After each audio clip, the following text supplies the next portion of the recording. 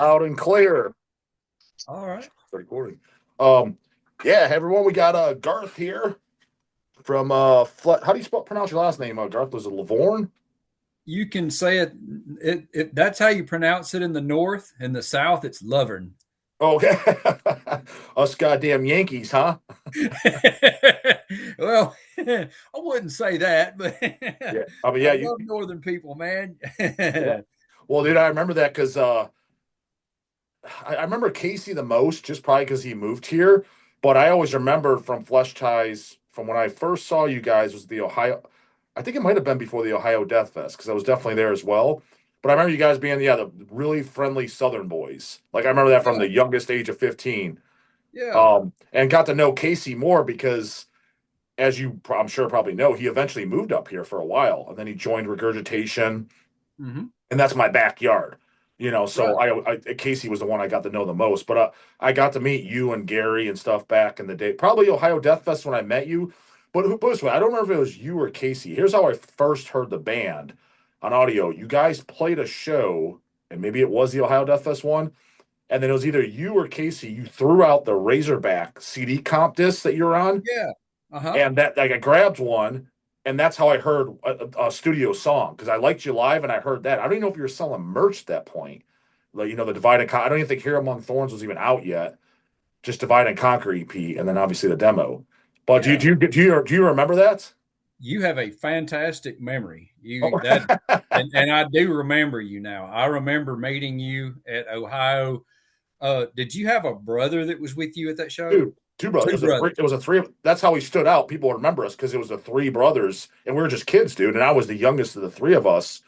And so if I met you in 2000, which it was either 2000 or 2001, but I think it was 2000 for the first time, I would have been 15 years old. Yeah, it was. We did both of those years, and I do remember you. Yeah. That's very man. That is so cool. Yeah. That's awesome. It's good to see you again, man. You too, dude. But I'm saying years later, now we do Hell's Headbang. I mean, but the funny thing is the three of us started Hell's Headbangers in 2001. So Yeah, just a year later, but it was just we started a website and selling stuff, selling basically the reason, long story short, not to make this about Hells, but just so you know, because now that we'll get into obviously we're releasing the flesh tie stuff, so you kind of know what company you're working with. The way right, we started, dude, is because back then, as you know, you couldn't check stuff out. You had to buy it. right, There was no YouTube, there was no Spotify, etc. So the three of us being collectors, when you have to buy everything to check it out, obviously you get some stuff that you don't like. And it's like, well, then you get some stuff. You're like, what am I going to do with this? Like, I don't want to take it to like a record exchange and get 50 cents. So we started a website and just sold our stuff that we didn't. We put all our copies on there and started selling them. And then from there, it got into like, well, we're buying most of the albums we're buying. We're buying three copies each, one for each of us. It's like, why not see if we can get five or six from the people that put out at a wholesale rate? That way we get our own personals for the wholesale rate and then just sell the rest on the site. And that's how it started. And then a buddy of ours came up to us, Jim Sadist, with his band Spawn of Satan. He was a Nunslaughter, asked if we want to put it out, knew nothing about it, walked us through it. And that's how we started the label part. But it was just literally a year after meeting you. And now I've been doing it for 25 years. interesting. Well, that's cool. That's a good way to start. I mean, every label has its own unique history. So that's gosh, that's going on not far from 30 years. 25, this is our 25-year anniversary to be exact, because it was 2001 is when we started. So we're in 2026. Yeah.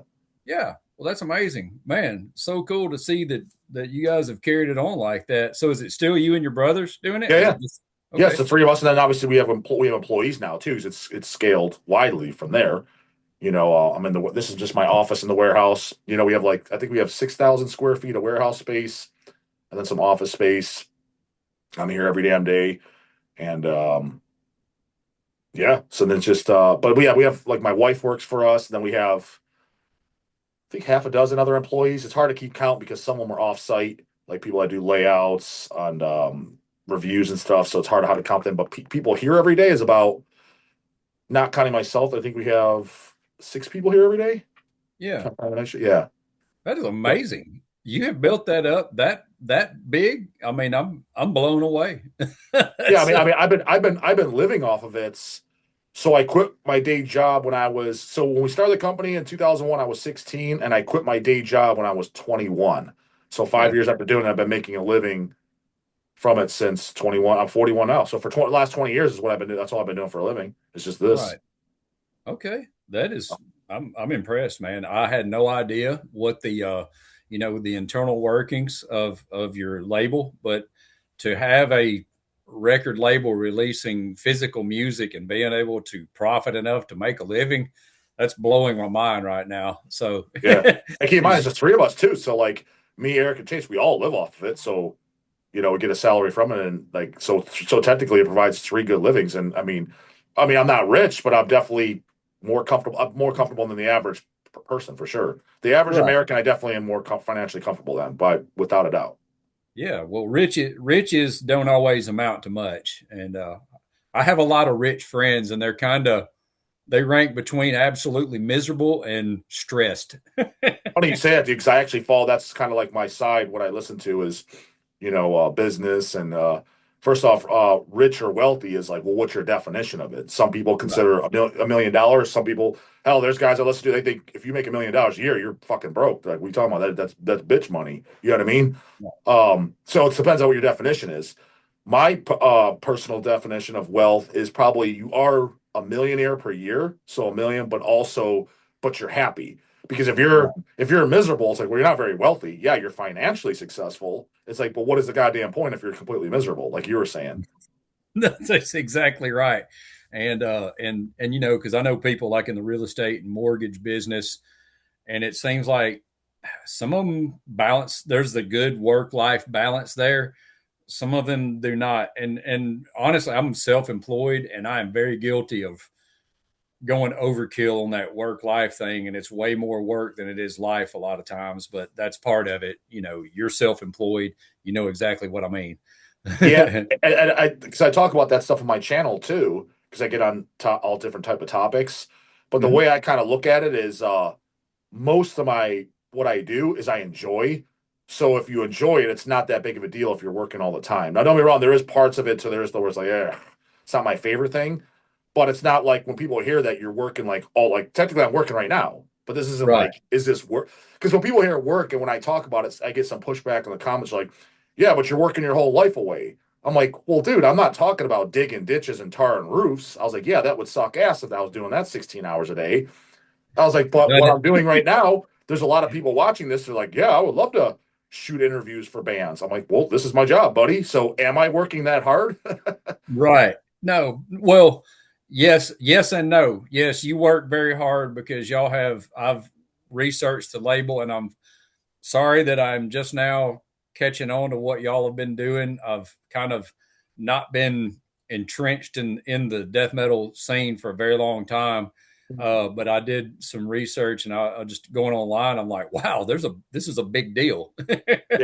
Yeah. Congratulations on creating this big deal. Oh, I I think it's appreciate that, very man. cool. A Yeah, few guys. our bragging rights is that we have the world's largest online metal store in the world. Like there's nobody with more titles than us online. Nobody. I, I would say that you're correct from what I've seen. Yeah. There's a ton of small stuff out there, but you Oh yeah. guys are pretty big. And like initially when this first came up, where I knew that you were wanting to get in touch with me about Fleshtized stuff, two of my friends contacted me immediately because they must have seen you on the video, the Zoom Yeah. calls, and they pretty well watch you religiously. I preach a lot of. I have a handful of those. Some of them love me and everything I say is gold, and some of them they can't stand me. They hate me, but they can't stop watching me. So it's like we appreciate them over here too. Well, man, that means you're doing a good job. That's what I say, dude. Because even I hear there's people that say Michael Jordan sucks. I'm like, look, dude, I'm not a big basketball fan, but I'm pretty sure Michael Jordan didn't suck. Right, yeah. He wouldn't have shoes named after him if he Right, sucked, you right, know. right. But no, to have some naysayers, and I've learned about that. If you got people talking bad about you, then you are definitely doing something right.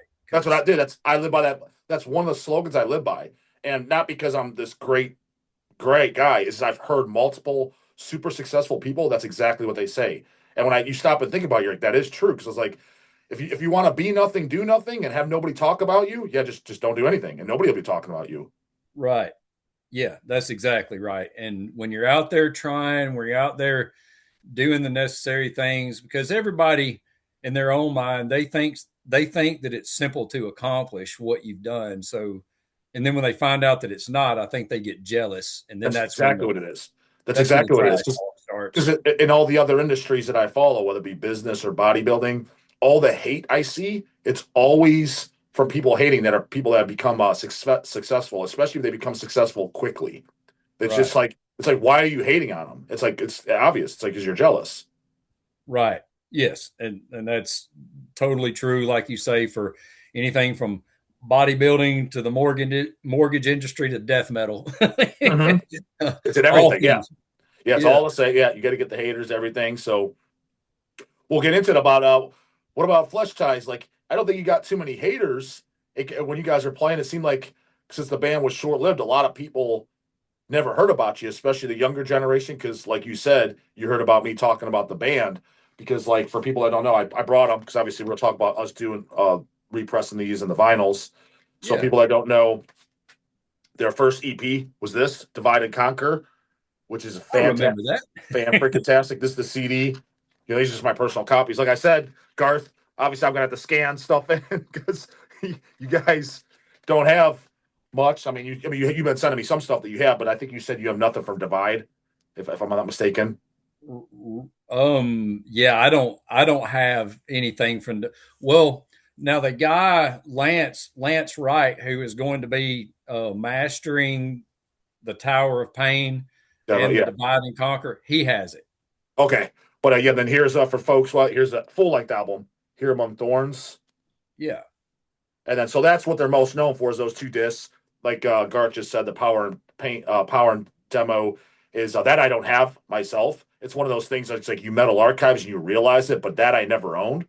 So I was like, with us putting this out, Divide and Conquer being EP, I was like, why not just include it on there? That way it makes it a full disc, full LP. I was like, it just makes the most logical because I like when shit like that comes out, the demos and stuff like that. Oh yeah. And Tower of Pain, it was only a 3-song demo, and we were new at the time and just kind of pulling it together. But I feel like it's a pretty strong release for what we were doing at the time and everything. I think people will like it. It's not death metal. I would call it deathish metal. We were figuring out what we wanted to be at that Kind of more like time. that, more like the death thrash to where it's like, yeah, not Yeah. pure, not as brutal yet. Right. Yeah. You can see where it's headed, and truly, in a lot of ways, I wish that we would have kind of stuck with that style, because it was a pretty unique style.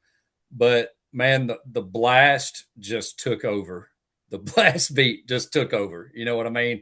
Yeah, yeah. That's when it became very popular. Now, I still think I see what you're saying because realistically, your guys' influence, whether it was super intentional or not, the most obvious, if you're just going to throw one band out, it sounds like Morbid Angel. That's who you come Right. through. But Mhm. you guys were still early enough to where it wasn't oversaturated, like as opposed to now, because in the late '90s, early 2000s, super great bands of that, again, lack of better words, Morbid Angel style death metal were coming out. You had the Christians, the Angel Corpses, you guys, Centurion, Diabolic, all really, really, really still good bands. As opposed to Mhm. that, you come fast forward to today, you're kind of like, oh man, another band. So I think you guys are Right. still at the time to where, even though you're saying maybe stick to more what you did, like the demo, I don't think it was oversaturated, so it still worked. Because actually, dude, I said on my channel once, I stand by it, like because it's funny because on Here Among Thorns, you guys cover Rapture by Morbid Angel from the Yeah. Covenant album, and Covenant growing up, I wasn't the biggest fan of, mainly because the Uh-huh. vocal change. It took years to grow on me. I was always like an Abominations guy, Altars, and Blessed guy, but Yeah. Covenant's grown on me. But to this day, I can honestly say I think that this Here Among Thorns and Divine and Conquer I like better than I like Covenants, and I damn sure like it better than I like Domination. So I go on record when I give these hot takes. People that Oh wow. never even heard of Flesh Ties is like, dude, I think Flesh Ties is better than Morbid Angel's Covenant album, and a million times better than fucking Domination. In my humble ass opinion.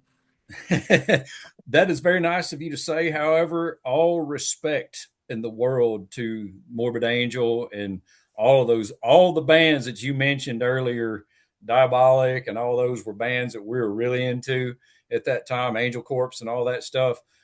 Covenant and Domination were probably collectively the favorite albums of Fleshtized members at that time. Mhm. So we really looked up to that stuff. And, we were doing, Rapture was a part of our live set for like a year. And I, I mentioned this in the bio. I'm still working on that history. I'm Can you about type it up? Yeah, yeah. Yes, I'm 5 years into it. I got like 3 or 4 more to go. Okay, okay. I've got to cover now the portion of Flesh Ties where I was not involved. So that's going to be See, I interesting. didn't realize there's any part that you were involved because it's maybe it's just again a lot of the things that just in life is all perspective, right?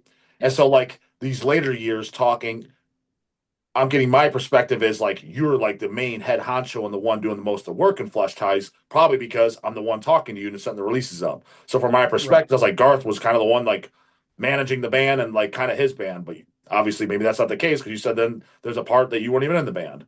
Correct. And we can get into that if you want to know.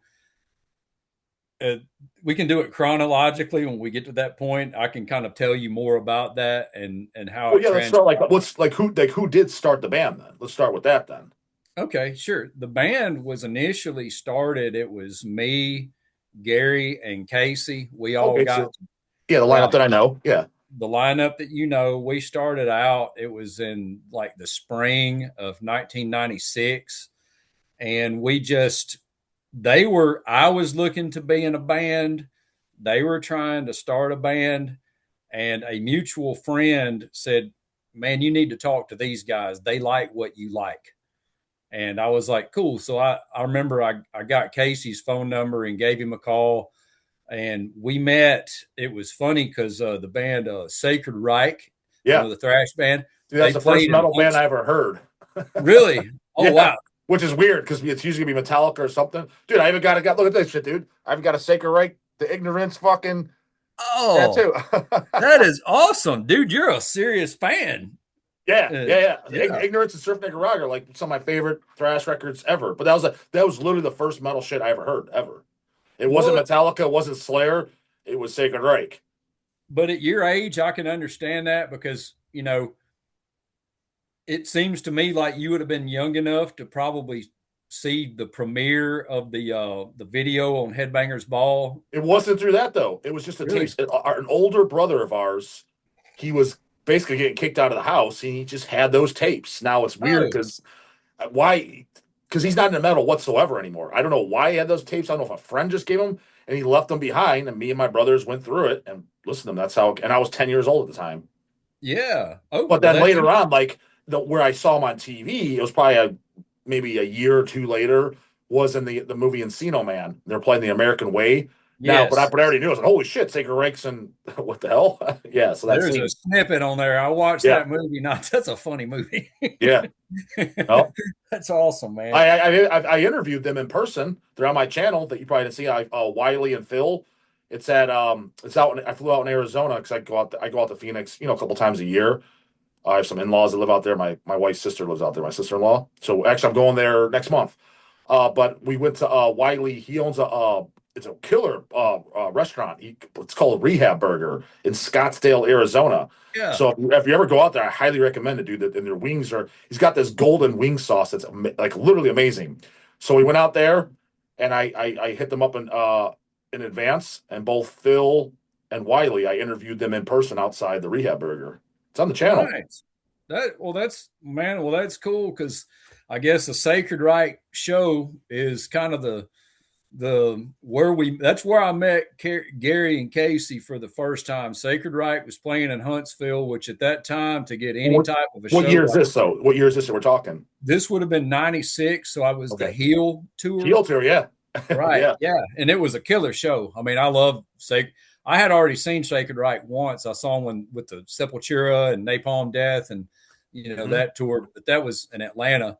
And but anyway, years later they played in Huntsville and we met that night and we kind of agreed like, okay, well, we're here nobody else in town was really looking for to start a band with influences like what we had, which collectively, I mean, it was like, you know, old Metallica, Pantera, Death probably being the main thing, because everybody in Huntsville at that time, every band was like Pantera, you know, we're the next Pantera, you know, but the entire nation was going through that. And nothing against Pantera, I love them, but you Well, know, but we in didn't want. Alabama, just in general, like when you think Alabama, even to this day, there's not much of a death metal scene. Now, you probably know of some obscure death metal bands that may know it, but when you think of death metal, most people aren't thinking Alabama.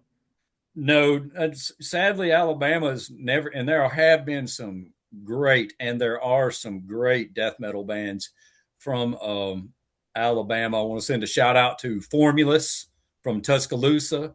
They're a How do you fantastic spell? death metal band. I got Metal Archives open because I'm curious because some of these bands I never heard of. Like, how do you spell that? Formulus, it's like formula, formulus, Formulus. They're Oh really shit, good. they're not even on Metal. I get there's Ferocial Fatal Formulas that pops right up. I don't know the fuck Yeah, these guys. No, they're not even they on Metal. They're not even on Metal Archives. they may not have been around long enough. So they You never know, did a they're an demo or older anything. They band. never did a demo or anything. I think they have a CD that's about to be released. And No, I don't think is this an old band or a new band? they are now the definition that you and I will have of new means like less than 20 years. It's exact, dude. It's So so funny yeah, you they're say that. new. I get pushback on the channel for saying that.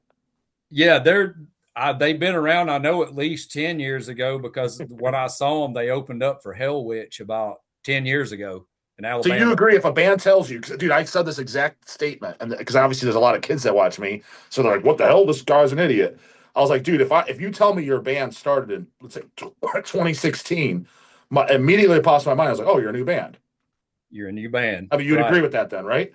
I totally agree with that because I mean I'm 52, and man, new to me, it just means you better, you know, you weren't there when I was doing it. Yeah, exactly.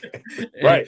because if you were, I would know you. And if Yeah. I'm just, but when I see newer bands, if they have been together for 10 and 20 years, I mean, that's impressive to stay together, to keep a Yeah. band going that long, you know, especially if you're around. Especially if it's majority of the same members. Yeah, if you can accomplish that, you have done something far and above what I've ever been able to do, you know, because you recycle members in a smaller town, and buddy, you clean out the talent pool relatively quick. And Mm. Yeah, it's I could see that. I could totally see that. Yeah.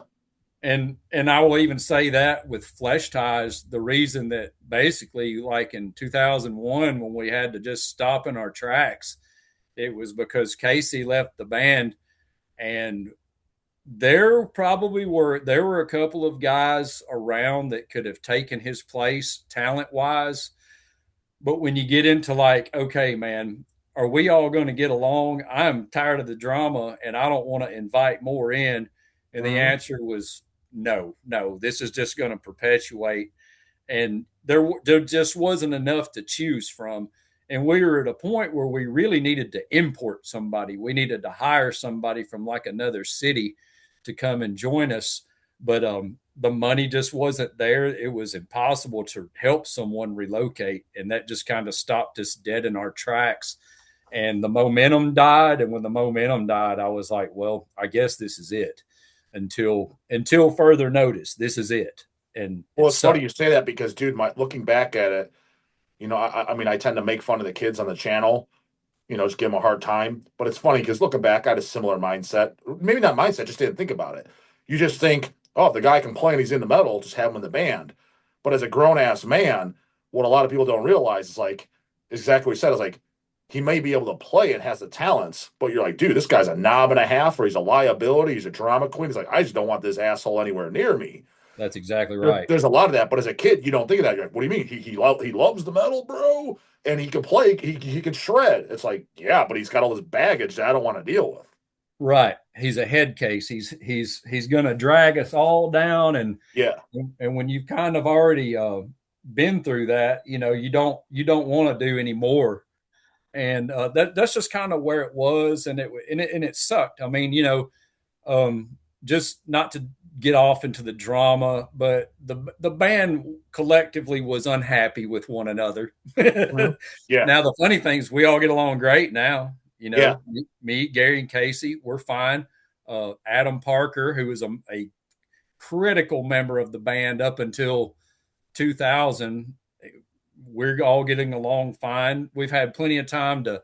These are bygones, and certainly it's like holding on to a part of your past is just dangerous, negative stuff anyway.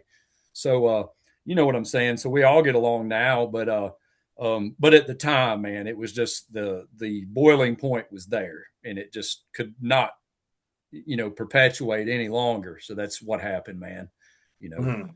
make a long story short. Well, is that eventually again like him being the one I knew personally? Um, is that why Casey left? Is just because he's like you guys just weren't getting along, or was it because other shit came up in life? Like, because again, he moved, and why the hell did he choose to move to Ohio? Like, I probably again, I was a kid at the time, so I'm just like, who knows what the hell I was thinking? But I mean, when you have a grown ass man, it just moves like, just drops what he's doing from Alabama and moves to Ohio. Again, me as a kid, I probably just wasn't even thinking anything. Oh, hell yeah, man, another guy in the scene, up here. What was there? What was his even at that reason? I think Casey was bored. I think he was bored with Huntsville. I think he was bored with me and Gary. I think that Casey, I mean, let's just tell the truth about his skill level. He was head and shoulders more talented above Gary and I. It was like a stair step. There was Casey, Gary, and then me. And, Gary was phenomenal, but Casey was such a student of the guitar.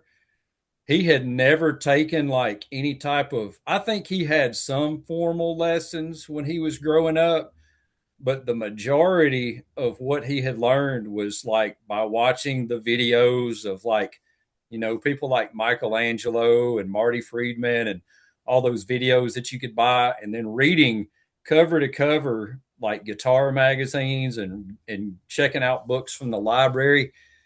He was a very homegrown talent in that way, but he studied it like he was studying for like college music theory Yeah, tests. yeah.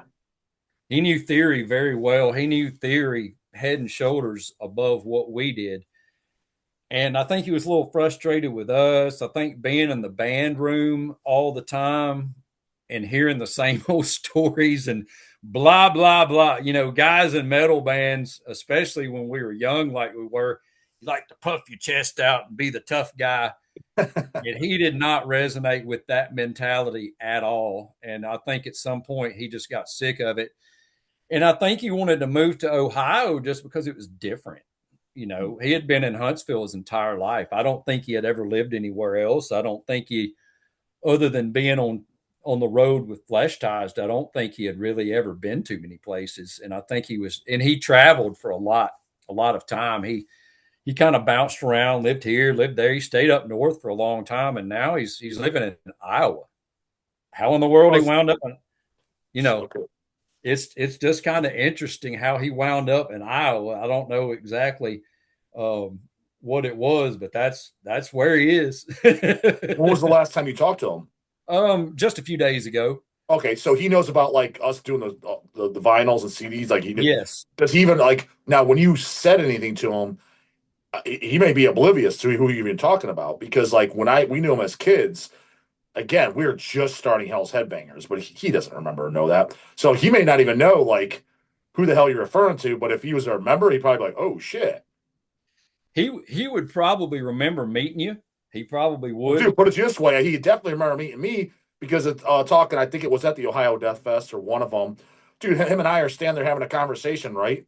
Yeah. And I've always grown up and I had like dry skin and dry nose, dude, right? So I'd get Uh-huh. nosebleeds just out of the nowhere. Dude, him and I are Oh. standing there talking, and my nose just started gushing blood and it poured all over his arm. It was Oh embarrassing no. as fuck. So there ain't no way he don't remember that. He would definitely remember that. And when I talk to him again, I won't say, "Hey, remember that kid that bled all over you?" But I'll In just be like, Ohio. Is in Ohio, yeah. Or "Yeah, just mention the three brothers, because again, we'd always, because when he was in Regurgitation then, we'd always be at the Regurgitation shows when he came up in Ohio. So yeah, the three Brian called us the Brothers of Brutality back then. That's the name. Yeah. And people would call us that. And like hell, if you even look at like albums like for people watching, like Brodequin, their second album, Festivals of Death, the Uh-huh. photos in that album were taken by us. We took those photos at shows and we gave them to them. Just like No doubt. we have Fleshtized photos that we took at the Ohio Death Fest. Yeah. And they put in there, yeah, taken by the Brothers of Brutality. Manicore on their demo, The Ritual Cleansing of the Whore, same thing. There's a few bands like old releases from the early 2000s that you could look in there just as Brothers of Brutality because no one even knew our names really back then because they couldn't remember there's three of us. They just knew the brothers, the three brothers. You know what I mean? So that's probably if you mention that the three brothers of Brutality from Ohio. If he's gonna remember, he's gonna remember from that. If you just say, "Hey, Justin Horrible," he's like, "Who?" Yeah. Well, yeah, because I didn't know your last name until I saw it pop on the screen. So Yeah, horrible. Is that Horrible. Yeah. okay? Cool. But he's not gonna know that. He's gonna know brothers of brutality. Um, that's how he'd remember it. Or just yeah, the three brothers that came out all the time of the shows in the 2000s, Regurgitation. He would know only by that. So he's not gonna be like, yeah, Justin Horrible. He'd be like, who the fuck are you talking about? I don't know what the hell you're Well, talking about. I will mention that to him because basically we started communicating again about a year ago. Oh, okay. My friend Zach Zach Kerr, he was in the band Spinecast. I don't know if do you remember Spinecast from Alabama? No, I They were don't. another really good death metal band, Spinecast from Alabama. They existed. You'll find them on Encyclopedia Metallum. Yeah, here they are. Oh, Yeah. it's got a chick in the band too. It's got a pretty young thing. Yeah, that's Leslie, man. She was the bass player and she took my place. I was in Spinecast Uh for oh, about a year. she booted you, huh? Buddy, I actually recruited her for the band for them. She was a phenomenal bass player and still a good Dude, I friend. like this title, "Disease of Worthlessness." There's a lot of worthlessness out there today. That's for God. I've never heard of this, but I like Yeah, that it's title. good. It's good stuff. They've got 2 full-length albums. Check them out, man. They're good. I It's will, dude. good Yeah, so stuff. you play bass on this, dude. I've never heard of this. Yeah. I'll be I, honest. Just looking at like the logo and everything, the setup, I probably would just overlook it and not check it because it just looks like it's like '90s, just regular metal. It doesn't look like it'd be death metal just by looking at it. Not that right. it means anything. I'm just saying. Now that you told me about it, like I said, I like the name, but maybe that's why it got overlooked, just because the logo looks like it could be like Offspring or something. Yeah, it was a lot of people thought when Spinecast first started that it was going to be like hardcore, That's what it looks like. Yeah, hardcore. Yeah, yeah. but Same with the it's second cover. brutal. Yeah. It's brutal death metal. In fact, I will tell you, man, that Spinecast was Spinecast and Fleshtized ran neck and neck. I was in both bands. We helped them get started. Um, there were only two of them at the time, and they were cool. They came out to Fleshtized shows and stuff, and they started talking about that they were a band and they needed a bass player. Actually, Gary did vocals for them in their first two or three maybe their very first show. They played as a two-piece, Okay. and they opened up for Incantation and Nile in Huntsville. So That's about right. Incantation now. It's probably that same damn tour like when I saw him in Ohio. yeah, probably it was Incantation and Nile on 1998. It was been Festivals of Atonement. No, not festivals. It was Catacombs of Nephron Ka. Catacombs and then Diabolical Conquest. Yes, for Incantation, and Yeah. they were and it's cool because I've been buds with all those guys ever since. I mean the original lineup of Nile, we were great friends with, like Pete Hamora, Chief Spires, Dallas Toller Wade. You know, that's a narcotic wasteland. What is Uh, Chief doing these days? Is he doing any music? yes, Chief is actually pretty active. His biggest thing that he did recently was he played bass in the southern rock band called Blackfoot. Oh, You ever heard never of mind. Blackfoot? No. Blackfoot, one member of Blackfoot went on to be in Leonard Skinner and is still in Leonard Skinner. Blackfoot had a lot of classic rock radio hits back in the So, 70s. so it's just a huge band then. they were huge and are still they're they're like in the biker rally circuit. They play Okay. that type of show. He's not in Blackfoot now, but for about a year I think he was. Okay. So he was just kind of like a hired gun, like to Yeah, help out. Yeah. Yeah. yeah. And No, then that's he awesome. As does. a musician, that's what you almost have to. If you're into death metal and you're like passionate about it, but you want to make money off being a musician, it's like you almost Yeah, have to be a hired gun for more popular music that you can be paid in between doing death metal tours. And like, there's guys, I'm not going to mention some names because I think like, let's just say there's one from down, down south. He even records on some albums, but he doesn't use his name purposely. He's just a hired gun just because like, yeah, I don't want to mix it with the death metal. And yeah, but that's because he's like, I just do music for a living now. And I was like, oh, yeah. shit. He told me that point blank to my face, like recently in person. I was like, oh, I didn't know that. That's interesting. And you see a lot of stuff like that. The biggest way in my mind, if you're going to be a musician in death metal, like Tony Loreno, that's the drummer that's been in Nile and Angel Corpse. He does a lot. He's a tech for Megadeth. Is that what we do, dude? That guy. Is this just my opinion? I've said it on an old episode. Maybe between him and like Flo from Cryptopsy, as far as just beats per minute. I'm not talking about blasting all the way through. I think those might be the fastest drums ever. Like some people will say like Morbid Angel or Christian. I'm like, yes, there's parts you can argue with like Christian. It's more non-stop blasting. But Yeah, as far as the beats per minute, I was like, dude, I think it's either Tony or Flo. I was like, it just sounds, at least to me, how it sounds. I'm like, do you think I'm completely incorrect? Because like people that never heard the Tony albums that you played on God Dethroned, the Angel Corpse Inexorable, the Nile album. I was like, dude, those blasts are fucking insane. insane. And I would say you're 100% on the money. You got Tony, Flo, John Longstreth from that was an Origin. Yeah, Hell, goodness, there's another one. he was an Angel Corpse. But the funny thing is too, they're both an Angel Corpse because he was the original Angel Corpse drummer, John, That's and then right. they got Tony. So I guess they had to replace him with somebody. You know what I mean? Somebody on Right. par. And that set, I would say that was the impetus for Longstreth to go just absolutely crazy. And then when he joined Origin, it was like, wow, man, there's a huge competition here. Yeah. They're just, nuts, man. And But John still, I mean, it's funny because John, he played in this, if you want to call it like a superstar metal group, who we actually released their first EP, and then the full length came out on Agonia Records, a band called Malefic Throne, and yeah, it's Gene and John and Steve Tucker and shit. But yeah, we put out that first EP, so I knew what okay. John was kind of up to. But Tony, it was one of those things. I even asked her. I was like, What is that guy?" I was like, "What does that guy do?" But you kind of so he's doing tech for Megadeth, like that's what he does currently. Yes, that he's been doing that for a very long time. I mean, he's even in one of the Megadeth DVDs. At the end of it, it shows like pictures of their crew members, and Tony's on there. Which is pretty cool because he actually did a few fill-in shows for Megadeth, maybe Oh, about nice. 10, maybe 10 or more years ago. So he's the only person that I can say I have met personally that was in a big four thrash Yeah, band. yeah, it was involved. Yeah, yeah. So that's the only credit that the only link that I have, to Megadeth would be meeting Tony. How But well do you he's know done. Tony though? Do you have like contact to Tony, or you just met him? No, we met years and years ago when Angel Corpse and Christian came to Huntsville. We opened for them, Oh well, shit, you and met. So then you met him around the time I did because I met Tony and I had him sign right, my stuff and I got my photo. But just like how I met you, it was during that time frame. Like there's no way in fuck he knows who I am. Like zero chance. I met him about a month after I met you for the Okay, first okay, time yeah, because we played Ohio the first time, and then I think it was a month or maybe 6 weeks later is when we opened up for Angel Corpse and Chrissy yeah. I and was at that show. Yeah. So okay, right. so correct.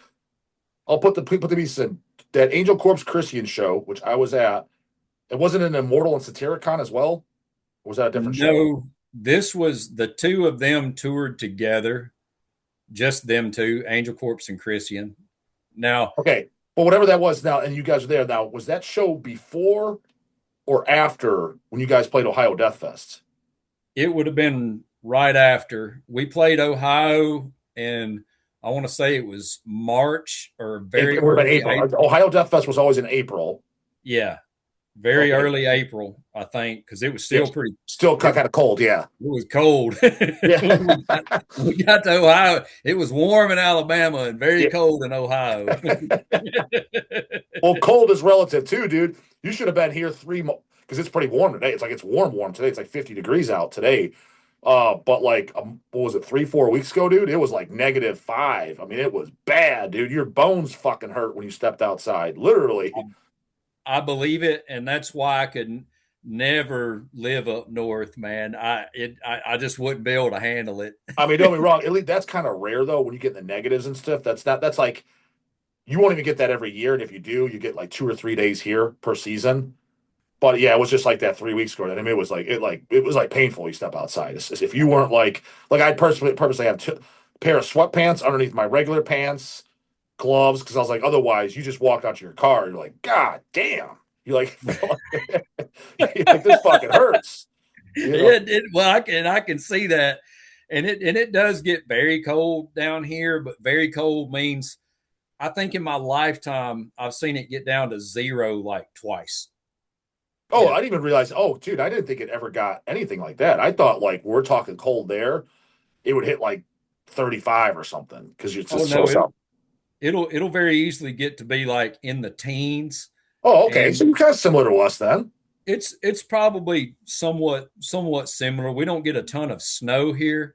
When we Okay. do, it's maybe 4 to 6 inches or something like that. But it's the winters are they're miserable. You wear it ready for it to get over with, but it's cool. It's cool to have your seasons, man. I do look forward to cold weather sometimes, Yeah, I don't but mind the cold. I mean, I don't like the negatives. I don't mind the cold. I just don't like the snow because it's inconvenient as fuck. oh You know what I yeah. mean? Like you driving in it, and then if my plow guy doesn't come for my driveway because I hire someone to plow my driveway, if he didn't come before I get back home, I'm like, God damn it! Now I can't get up my driveway, and I'm fucking pissed. You know what I mean?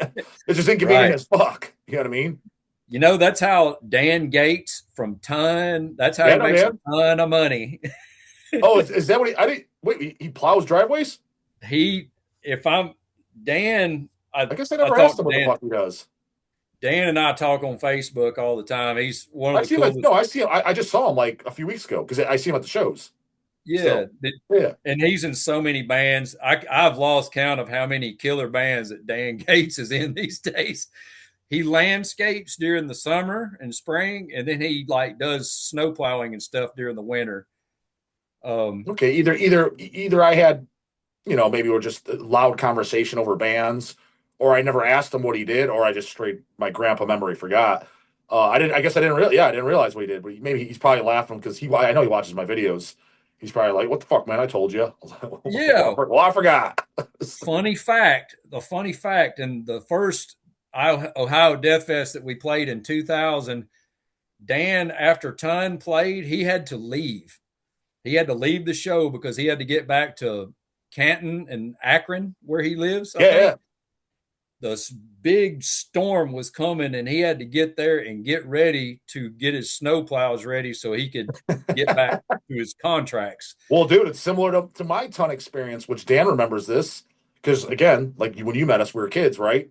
Right. One of the ton shows they were playing was out in Akron. So me and my brothers like, yeah, fuck yeah, let's go see Ton. We've seen them multiple times then. Because people I don't know, dude, if you want to hear Ton, dude, their album Plague is fucking great. And then they have It a was 2-on-1 amazing. demo disc, Blind Follower. Blind Follower was a point of entry.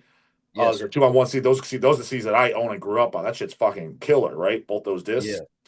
Um, so we went out to go see Ton, and we walk in the bar, and we're there early, and the bartenders kind of come up, and they weren't malicious about it, but they kicked us out. They're like, "Hey, how old are you guys?" And I was like, "I'm 16. Chase is probably 17, and Eric's probably maybe 18." And Right. they're like, "Oh, this is 21 and over." And all the guys, Dan and the other guys in Ton, come over. Oh man, dude, sorry guys. Like they're there, but Dan remembers this day.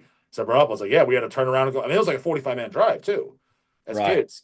I was like, "Oh well, guess we're going home," because we didn't know, and they didn't Right. advertise like that. So similar, we had to leave during a Ton show, and so did Dan to get so Right. Yeah. You probably had to get to work. And man, when you drive 45 minutes to a gig and have to get turned around, it would suck now. But especially as a teenager, that's just disheartening, man. yeah, You yeah. know, I'll never forget during one of most most tragic memories from high school is when Obituary was supposed to play in Huntsville Mm-hmm. in 1990, and the National Guard Armory was rented out for it. And we got to the show, man, and it had been canceled because the Army took the show. They took the Armory back over because the Gulf War had just started like 2 weeks before. And Mm. so, anyway, tragic. And Yeah, it especially in took Alabama, because like you're probably not getting that many shows, at least not compared to us in Cleveland and shit. right. We didn't get a lot, and it was 30 years before Obituary ever came back to Huntsville. Oh shit, that much longer? That much longer. Yeah, Oh I wow. think. Okay, so yeah, you're really not getting shows then. Right. So maybe it was 30 plus years. It was, I can't remember when they played. It was just a couple, maybe it was like 32 years later. Well, dude, correct me if I'm wrong. So you said Huntsville, which obviously I don't know all the areas in Alabama. I've never been to Yeah. Alabama. But like, is Mhm. it like this? When I picture fucking Alabama, I picture fucking grits, and we're known for our mud from my cousin Vinny. That's what I think of Alabama. Is that what it's like? Okay. Let's we'll get everything straight for the record. Number one, that is one of my most favorite movies. Any movie about Alabama, Forrest Dude, Gump. that's one of my favorite movies, period. Dude, one of my favorite lines is, dude, it's so goddamn funny because I use it myself when people come up to me and say shit. But when the judge is like, didn't I tell you the next time you step in my courtroom that you be dressed more appropriately? And his response is, you were serious about that? Joe Goes to Pesci. jail. Yeah. That was Joe Pesci, right? Yeah, fuck yeah. Well, Yes. dude, I had that movie. Dude, I've seen that movie at least 30 times, and I own the DVD. Yeah. Like I could recite all kinds of lines. It's funnier than shit. Right. And that movie is so, to a point, it is very accurate about Hmm. rural Alabama culture. Now They I'll got the magic explain the grits down difference. there. So is it true? Were those magic grits? We talking? Did you buy them from the same guy that sold Jack his beanstalk beans? You know what I'm talking about? Wait, what is that from? That's what he says, dude. He's like, because he's talking Oh, about how fast okay, he I cooks his got you. grits. It's like, how did it take you 5 minutes to cook your grits when it takes the restaurant 20 minutes? So, I'm just a fast cook. He's like, did you say you're a fast cook? That's it. He said, what were these magic grits? He's like, did you buy them from the same guy that sold Jack his beanstalk beans? Okay. Dude, it's like the I remember funniest that shit now, man. ever. It's been about 10, 15 years since I've seen that movie, but You I got to remember rewatch it, man. that. I'm telling you, you'll be laughing your because there's certain lines in it that you probably forgot. Yeah. And because I seen it as a kid, my dad rented it. I'm like, dude, I'm like 10. And as I seen as my adult years, things I missed out on, didn't pick up on it, dude, it's funnier than fuck. Right. Oh, that's a great movie. And movies like was it Sweet Home Alabama that had Reese Witherspoon in it? That one And I don't think I've seen, but I know what you're talking about, but I've never seen it. it's a pretty funny movie. It's a chick flick, but it's funny. Okay. It's worth watching. Forrest Gump, those movies, they really are more based in South Alabama. Where's Huntsville? Is that more north? North. Okay, We're okay. north. Yes, the Huntsville area. Huntsville itself is probably, I don't know, 15, 20 miles from the Tennessee state line. Oh, okay. Yeah, yeah. That's okay. Well, that's so in the south of Alabama, it doesn't get as cold as the north, right? Not always. I mean, South Alabama is like, I would say once you get, to like Montgomery, you're pretty much in South Alabama. So you hit Montgomery and you got like another 3 hours till you get to the coast. And that's where like Mobile. And it does tend to stay warmer there for Oh, most of okay. the year. Um, Middle Alabama, like say from Birmingham, you got Birmingham, Tuscaloosa, and Montgomery. And then on down from there, it is very still extremely rural, extremely. A lot of timber companies own all that land in all those counties, and it's referred to as the Black Belt. It's because of the black soil. It's like a black colored soil, and there's a ton of agriculture. It's largely just undeveloped, lots and lots of small towns. That is very much the Alabama that those movies try to project. And it's not Okay. that people down there are backwards or stupid or anything like that. It is. I mean, I've been in rural Ohio before, and rural Ohio is very rural. So, you know what I'm saying? Yeah, yeah, 100%. Yeah, yeah. We have Yeah. areas. Yeah, that's yeah. yeah, I mean, you get into probably a little bit of coal mining country, but South Alabama is like that. It is a slower pace of life. North Alabama, like Huntsville, is exploding right now in population. We Okay. have a ton of growth going on between the space industry, the defense industry. We have a huge base here. It's called Redstone Arsenal, and on Redstone Arsenal, you've got the Army, you've got the Space Force, you've Mhm. got NASA, you've got the FBI, and all this stuff is producing these very, it's very tech savvy. So, but we do have our country. It is still rural here as Well, to say well. the least, though, Huntsville at least has Chinese food. Man, we got Chinese, we got Mexican, we Because got that's Indian food. that was the chick's complaint about it. How's your Right. Chinese food? Like Chinese food? What the fuck? We ain't got no Chinese food here.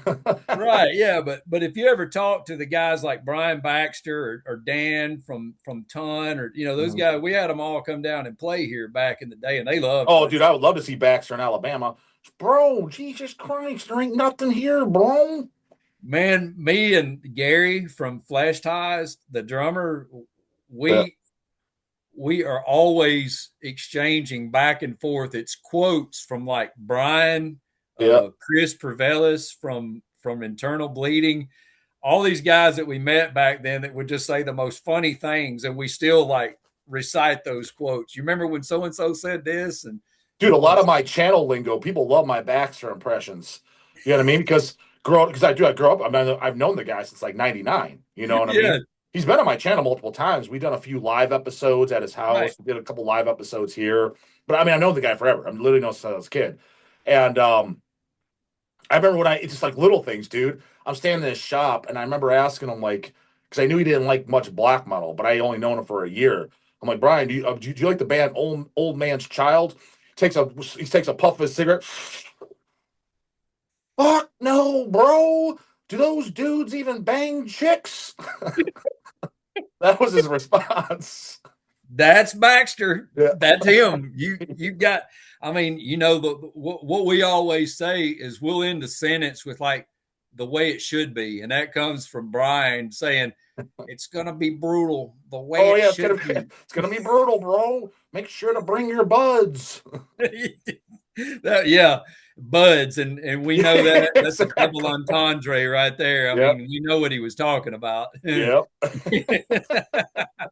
Yeah, Brian was a trip, man. He was the regurgitation guys were very fun. We did a lot of shows with them um, before we did the Ohio. I got in touch with Baxter. I didn't know he was the main man, the host for the Ohio Death Fest. Yeah, Tim. And he's doing again, ironically enough, not to cut you off, he's doing it again this year for the first time in whatever 25 years. It's paired up with my show, Dead by Dog. Tickets in the description box, Bubbles. I'm August 1st at the Mercury Music Lounge in Yeah, Lakewood, Ohio, and he's July 31st. We're teamed up. Ohio well, Death Fest good. for the first time in 23 years. And this will be Yeah, my second fest, Dead by Dog, Volume 2. I just did my first one last June. So right. we're teamed up, 2 day fest. Okay, Dead by Dawn. You're not a Deicide fan at all. I didn't Yeah, notice that from the tattoo on your arm or exactly. I anything. got two Deicide tattoos. I got the Incinerate album that everybody hates. That's intentionally why I got it, and then I got the other Deicide, the Trifiction. So yeah, Right. I think I like the band a bit. Just a little bit. Yeah. Yeah, yeah, And you named your fest after that song. So yep. remember when that album came out and it scared me to death and I liked it. I'm like, I don't know if I should like this, but it's Dude, good. that's what attracted me big time to Deicide was that it felt serious. Like Glenn with the inverted cross burning his forehead, and it just seemed like he was super hateful. And I was like, man, this shit's like the real deal. Like all these other guys, like it's cool and it's brutal, but they're just kind of like fucking around. I was like, this guy's like actually into it. So that like Right. I could kind of like, yeah, it was extra scary, it was extra extreme. Like that's what attracted me the most to Deicide as a super young kid. I'm like, whoa, fuck. Right. And in 1990, when I first heard that, I guess I was a junior in high school. I mean, I was like, oh wow. This Right. is it was that was when I was kind of in the transition from being a pretty serious thrash metal guy into learning about death metal and everything, and Deicide would have been one of those gateway bands. Sepultura was probably the biggest. I mean, I know they're not death metal, but the Beneath the Remains album was something I was heavily into. And to that point, it was probably that and Death Leprosy were the heaviest things I'd ever heard. But then, Mhm. you What did make you hear? What did you hear first? Did you hear like Ultras of Madness by Morbid Angel or Deicide first? Which one did you personally? Deicide.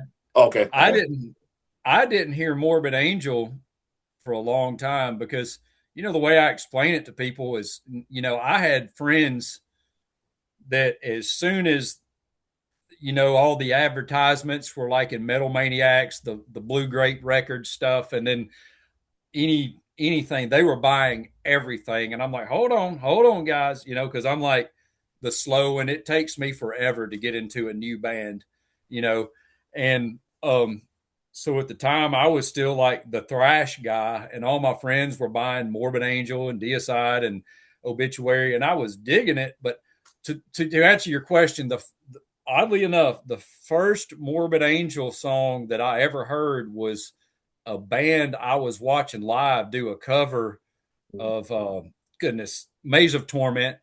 Yeah. There was it was in, and all my friends had been into them for like a couple of years, and I'm a late starter. So I was at a gig when I was in high school. I lived in Tennessee, and a band called not a. Did you ever hear of Sarcoma? Oh yeah. I don't know if I ever listened to it, but we've had their stuff in stock, and I know who you're talking about. Yeah. Sarcoma was all right. Abominant, right? Abomin Abominant from the Kentucky. band they have an album called Godless, and then were they on Deathgasm? They were on Deathgasm for Yeah, a I know you're long talking about time. the melodic like death, the Yeah, melodic death metal band. that's them from Yeah, the Kentucky. album I knew the Godless album I thought was pretty good, and yeah, no, I know exactly what you're talking about. Yeah, Abominant. Yeah, Yeah. they were a fantastic band, but before that they were called Sarcoma. Oh, I'm thinking a Sarcoma. different one then. Okay, I mean, I there is another band. I'm thinking of a much older one. Yeah. Okay, yeah. Well, Sarcoma was from Kentucky. They're in Elizabethtown. Mike May, Timmy Ball, and I can't remember the drummer's name. They were a three piece.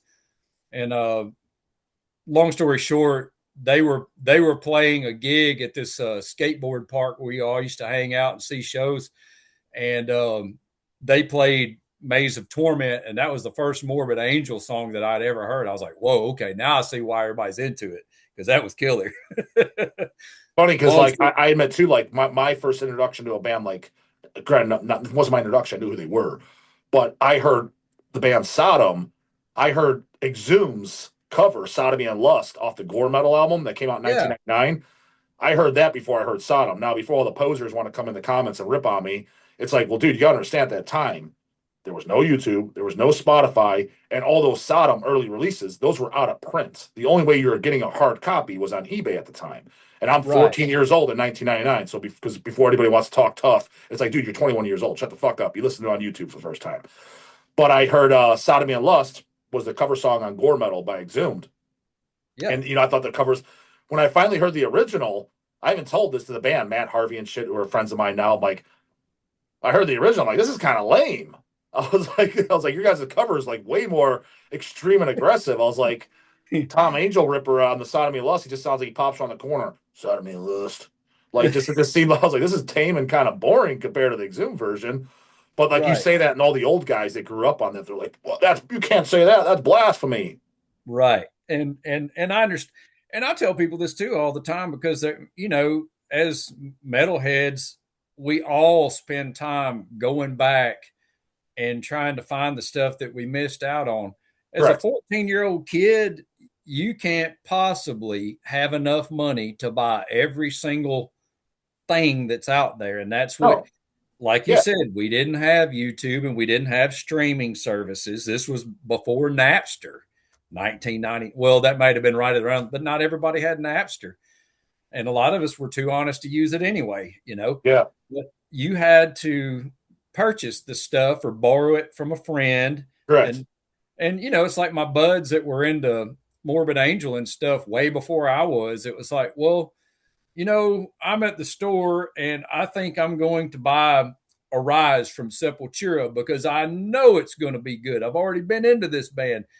you try out Morbid Angel and let me know how it goes, and maybe Oh we yeah. can trade, later Yeah. on, Yeah, yeah, that yeah. that kind of that's just how it worked back then. And you know, I think Sodom is a great band, and I will just tell anybody I didn't really get into Sodom until not 10 years ago, Yeah. So checking them out. you're even later than me. Yeah, way after the fact, man. They just weren't now a band that was on my radar when I was young was Destruction. I like Yeah, yeah, yeah. Destruction, Yeah. but I just never I thought Sodom had great album covers, but for whatever reason, I never wanted to shell out that amount of money for a CD or a tape back then, and it took me a long time to get into them. But they're a great Well, band. especially back in your time, the '90s. Again, that was when this stuff was in print. A lot of that stuff was probably imported too, so it's probably much more expensive too than buying Right. a domestic release. Yeah.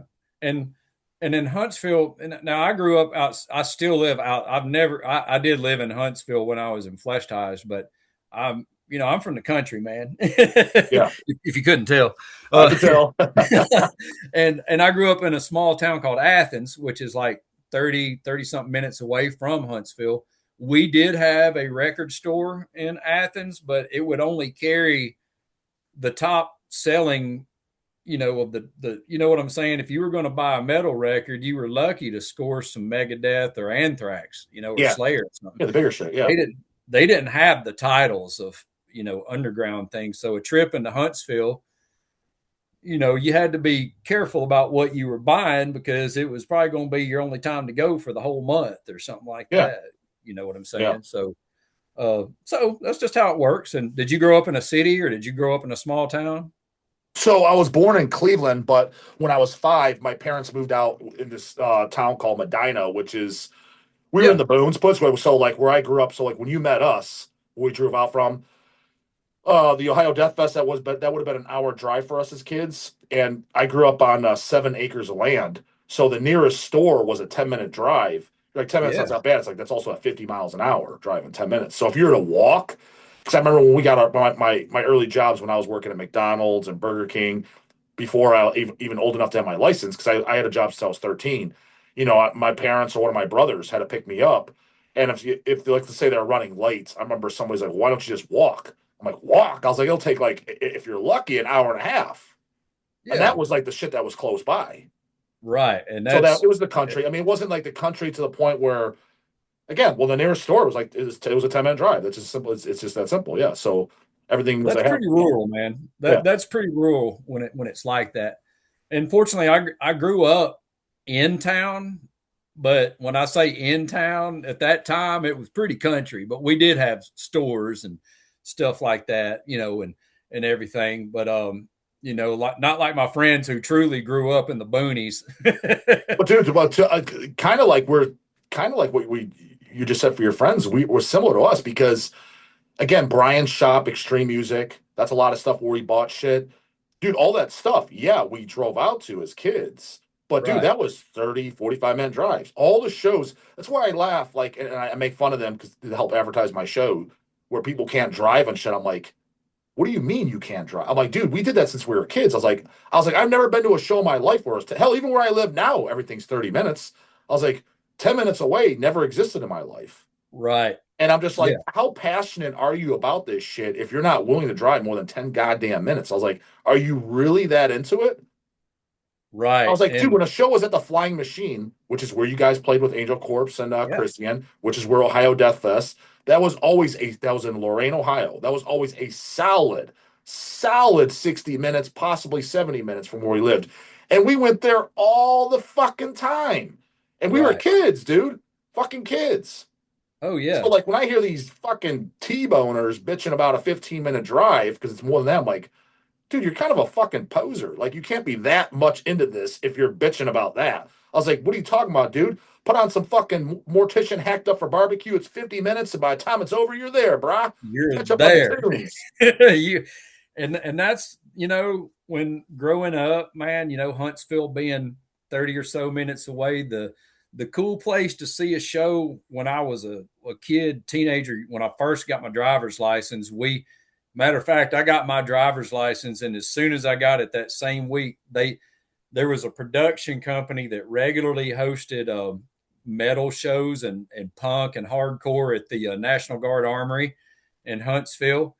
And dude, we would pile into my little Toyota Tercel that was always on balding tires and about ready to break down. 7 of us, man. And we would just, You 7 of you rode in the car? yes, What was it, we like a would. clown car? You squeeze in there sitting on each other's lap? I promise you, we would do that. Somebody sitting in the hatchback. Yeah, yeah. Forget seatbelts. I mean, we didn't care. Yeah. They wouldn't. It wasn't legal. You didn't have to. Back then, they probably barely cared too, especially in hillbilly Alabama. They didn't care at all, man. And we would pack into my car and we would go see these killer local metal shows. And the and man, I mean, we still talk about those gigs to this day. Me and my buddies that went to all those shows. And it was, so yeah, there was commitment, but it was like I say, it would have been anywhere from 4 to 7 of us crammed into my car. Everybody throw in like $2, and that was enough gas to get us there and Me and back. my brothers did. Me and my brothers, because well, again, the ones you met, who we Yeah, don't house headbangers, we drove the 3 of us, and when we all eventually had our license, because at first it was Eric, then it was Chase, then it was me. We would alternate who drove, that means whose car we used, because we each bought our own car. Like, 'cause again, I've had we've all worked since we're kids, man. I had a job since I was 13. I mean, I bought my first car cashed out at 17. You know what I mean? Because yeah. I know I'm always been about hustling and making money. You know, I'm not some lazy punk. So, but what we did, we split the gas too. No matter who the driver was, you used your car, and then we split the gas 3 ways. Like, we're the same way, you know. And we went to all the shows, dude. I mean, granted, I'm old and grumpy and fucking just whatever now, but I miss the days to where, like, we even went to the local shows of the shitty bands because you didn't know. Like, we went and saw Mushroom Head, we saw Crypt Kicker, we saw NDE, Hate Theory. These bands are fucking terrible, dude. But I mean, like, you didn't know. But the thing is, you didn't know. You saw a Right, metal show and you're like, let's go check them out. Let's see if this band's any good. You know what I right. mean? And I kind of like miss those days. Well, I guess I could. Those days still technically exist. If you weren't to listen on YouTube, you could go listen to the band live. But again, that I guess that I mean, I still like what I like, the music, but I don't have that kind of passion anymore. You know what I mean? Right. Yeah. I don't I don't go out to a ton of shows anymore. If I go see anybody, typically it's a bigger show. I mean, me being older, I mean, I've seen Iron Maiden. I can't even count how many times I've flown to places in the country to go see them, Texas or, Oh, you know, wow. Ohio or wherever. You know, usually I've got a friend that lives somewhere. Hey, man, Iron Maiden's playing. You want to come stay for the weekend? And Well, let's, why would you go? What's the reason you'd go fly to see Maiden when you know you could probably see them, even if they didn't come to Alabama? You know they're going to come somewhere close that you could drive. Like, why not just wait till it's a closer location? Like, why fly? but I've seen them in Nashville, I think 4 different times. I've seen How them in long? How Atlanta, long? How long is the drive to Nashville for you? hour and a half, two Yeah, hours. yeah, Yeah. yeah, So it's basically in the backyard, you yeah, know.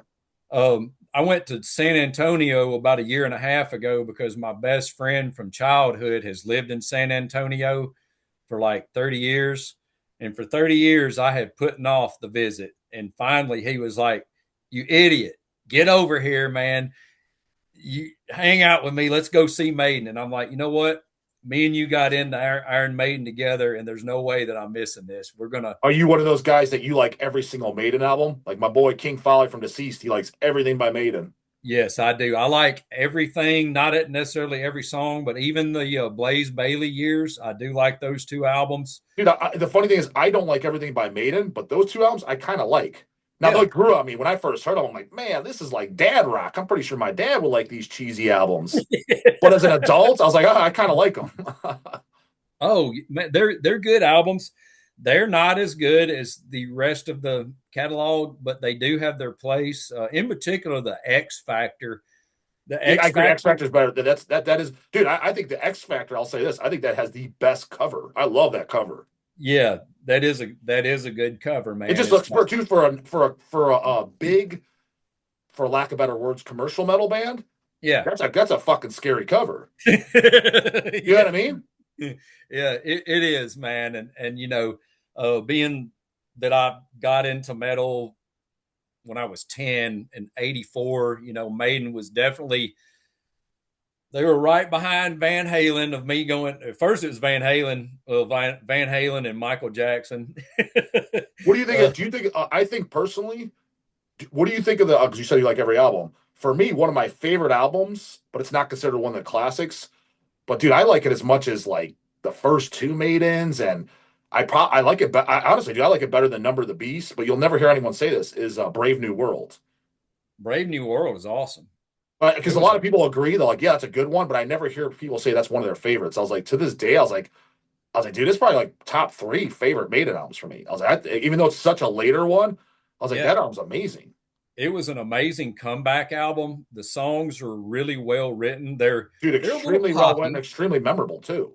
They are. I mean, the song "Brave New World," "Flight of the Navigator," "Blood Brothers," all that stuff, man. I think Wicker "Blood Man's Brothers." on there, right? Do what? I'm sorry.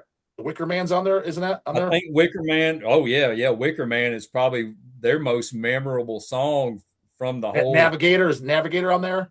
Yeah, all that. Yes, yes, all that stuff is really good. It goes over well live. Do they Um, play? Oh, so to this day, like if I was to go see them, they play songs off that album. they'll definitely play the Wicker Man. Okay, okay. Yeah, and I'm pretty sure it's on there. They I think it do. is. Because it got get mixed up because I like the last album I own by them is what's the guy? A Matter of Life and Death. Yeah. Hmm. And I really like the song Brighter Than a Thousand Suns. I think that's a really good song. Yeah, that's a good album, man. That was definitely a Maiden return to the form. It's very orchestrated. It's a pretty technical album, and yeah, I enjoyed that one a whole lot, man. What was that? Oh man, they've always got a song about a battle or something. Passchendaele, Passchendaele. That's a good song from that album. So it Good doesn't stuff. bother you at all on the later albums though, when their songs they start to get really long. Like when they Right. kept doing that album to do that, did that bother you at all? You're like, no, I prefer it. Like, or No, I like pretty much everything they do. Sometimes some albums don't I don't repeat them as often as others. what would you say is the worst in the catalog? What's the album that you like the least? Virtual 11 is not one of my favorites. It was great at the time. I liked it because it was like 1997 or 8 when it came out. And I was just like, Maiden is still here. I'm going to keep going with what I'm doing too, and that kind of Yeah. thing. Uh, Okay. that one is not a favorite. Senjetsu is not a favorite. Like it, but not a favorite. Um, was it Hope for the Dying or No Prayer for the Dying? Yeah. Um, Yeah. It's got yeah. That's like that's an early '90s one. it was 1990, and it's a good album, but it does have some weak moments for Iron Maiden, and Okay. especially coming. I did not like it when it came out because I was such. It's not. I was like, they're going in reverse, man. Seventh Son of a Seventh Son was such an amazingly progressive and technical album that coming off of that, I was like, I can't do it. And so I didn't buy the album. I borrowed it, from a friend. And at that time, that's when the death metal thing was kicking in for me anyway. So I pretty much didn't buy anything other than heavier stuff at that time, Yeah. anyhow. That's that. My early years, the same thing, dude. The Maidens, the Motorheads, the Ozzies, the Sabbaths. I knew all that shit from when I was 13, but I didn't start physically buying the CDs and the vinyls until I was like 19, 20. And then Yeah. when I hit 20 or I was 20 or 21, a girlfriend got me into the Misfits. That was the first punk band I got into. And I became Okay. obsessed with the Misfits. Like, that's like one of my favorite bands. I could arguably even say it's possibly my favorite band. No. Yeah, man. But I The was Miss, late to them, really late. Like, if but you would have they, asked me at 15, what do you think of the Misfits? I'm like, dude, that shit's fucking gay. I'm listening to Deicide and Mortician. I'm not listening to no fucking pansy ass Misfits. Well, then as you get a little older, you're like, oh man, this shit's fucking awesome. You know what I mean?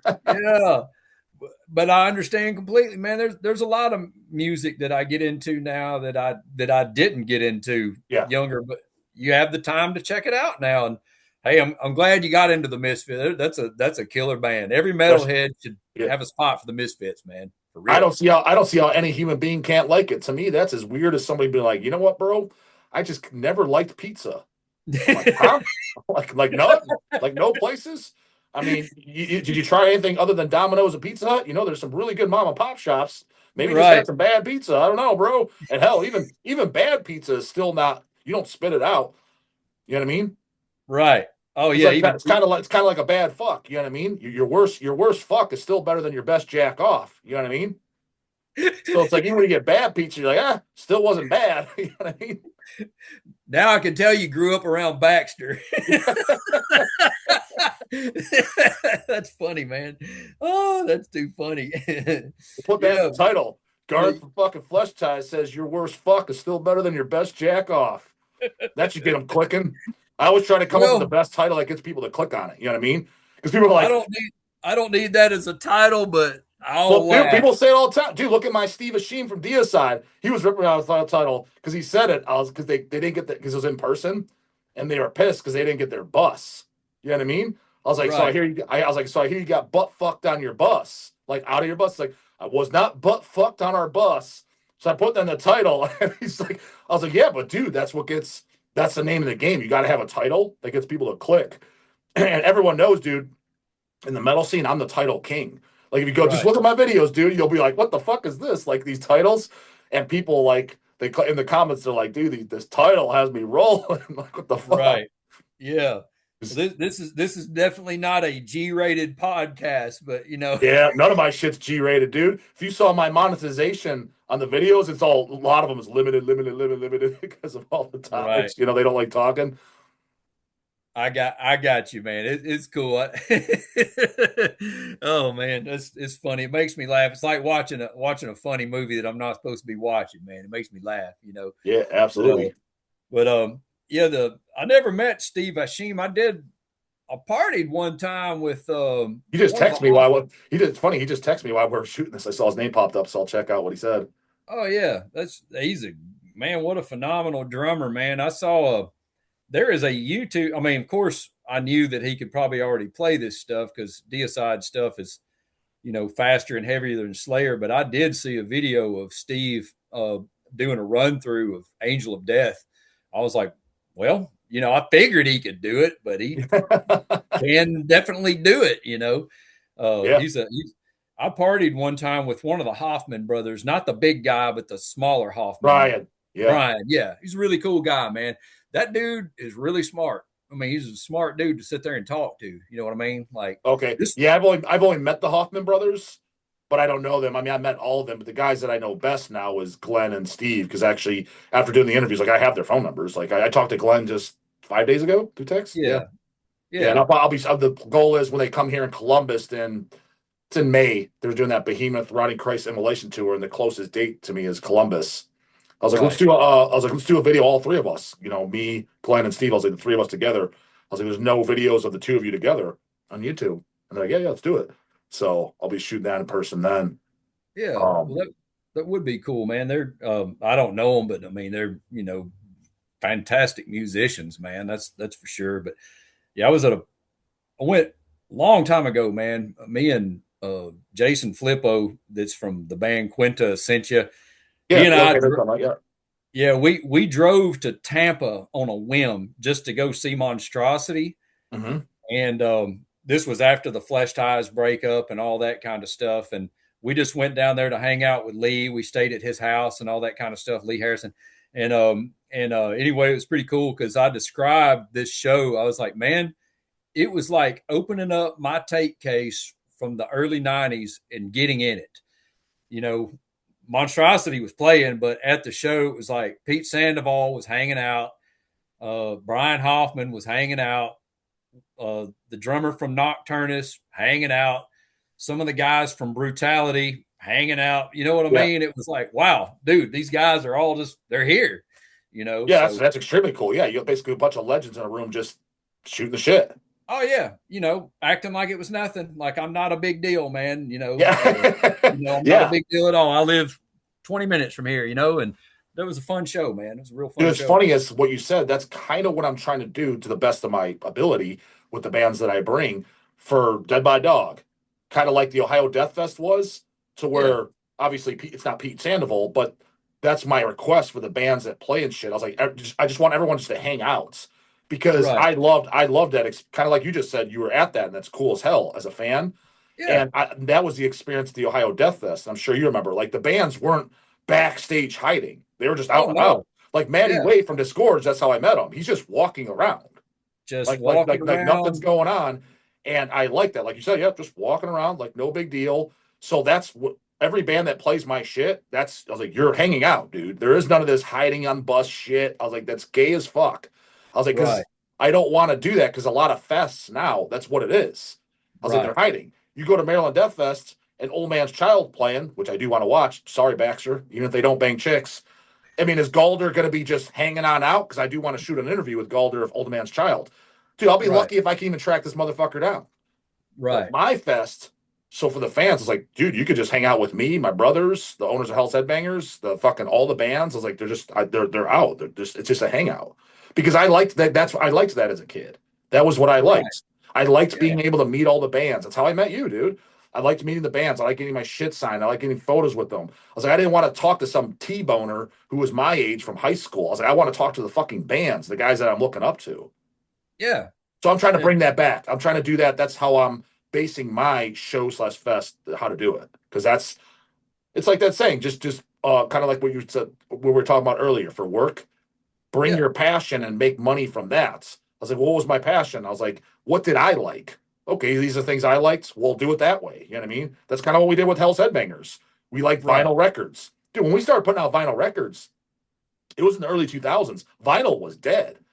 No one was Right. doing vinyl. Most of the albums coming out, like I don't know if you know, dude, like Mortician, we're the ones that first did every Mortician CD on vinyl. They were never out because Relapse Right. wasn't doing them. Incantation, Mortal Throne of the Nazarene, that was only on CD. Who put that out on vinyl for the first time? Us, because vinyl was dead.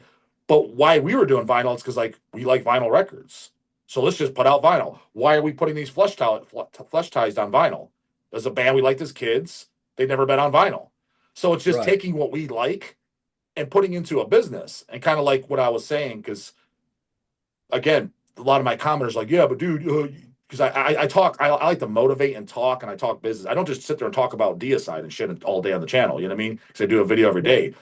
I give kind of You like could though. business I give business advice. I give my mindset and try to motivate. I'm like do what you love and try to make money doing that, you know what I Right. mean. Okay, what's Yeah. wrong with that? They say dude if you do what you love you'll never work a day in your life. And that's absolutely correct. And you have found your niche. You found a niche within a niche. And I think that's impressive being a business owner and everything. I think that what you're doing is incredibly unique and bringing back the vinyl, offering to put Flesh Ties music on vinyl, which, by the way, thank you. Thank you for your interest in that. And I mean Dude, that. to me, it's my honor. You know what I mean? It's the stuff that I like. Again, dude, we sign new bands. We still put out new bands. But from Yeah. day one, my biggest interest, the way I try to do it, was doing all the stuff that we got as kids on CD that never came on vinyl and put it on vinyl for the first time and repress it on CD to keep it alive. Because the Flesh Tie CDs, they've been out of print forever. So put them Right. out again with the first time on vinyl. I mean, we've done that for so many bands now, dude. Like Centurion, we did the A Purest Fire, like Cores on a Chaos. We did Divine Empire, Redemption. We've done all the Deceased albums. We did all the Mortician albums. We've done the first three Christians on vinyl, first four on CDs, all that shit because that's the stuff we grew up on. Yeah. Done, you Sure. know, but I mean, yeah, we do new bands, but the stuff that I've always been the most passionate about was the stuff that we grew up on, and Flesh Ties is one of them. So I'm trying to chop them down as much as we can. You know what I mean?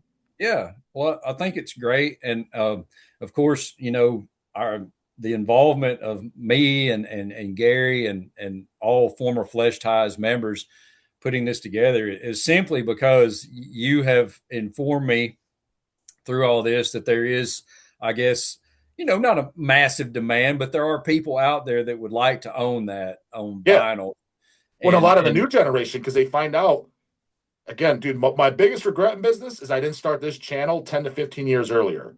right, Because there's a lot of people that follow this and they found out about Hell's Headbangers. They find out about bands from me. And a lot of them are younger. And I talk about stuff like Flesh Ties. They're like, I know who the fuck this band is. And they go on right. YouTube and they're like, dude, this shit's fucking awesome. Yeah, yeah, and I'm glad that through all of our um, the things that we weren't able to accomplish because the band didn't stay around long enough, that we were able to do enough to where the music itself is immortalized. I mean, Yeah. it can be Yeah. had forever now, and Correct. it's important that that statement from us is there. And so for you and your brothers to to honor that music for us is a tremendous, it's an honor, man, for me. I want to say thank you. And I'm glad that I met you all those years ago. It was Right. very cool, man. You and your brothers, because I remember it very well now. Um, so, I want to say thank you to you and your brothers and all of the people that are into it, man. The way I look at it is, I spend a lot of times, really the majority of music that I listen to is probably like old thrash. I love old thrash and old power metal and stuff like that, and older death metal. Mhm. And I love going back and listen, like, okay, well, here's a band, they were definitely influenced by so and so and so and so. And if somebody's out there and say if they're into Morbid Angel or Deicide or Suffocation, Hate Eternal, stuff like that, and they're like, well, what? Okay, I burned out myself on all those albums. I've heard each one of them 50 million times. What's one more thing that's kind of like that?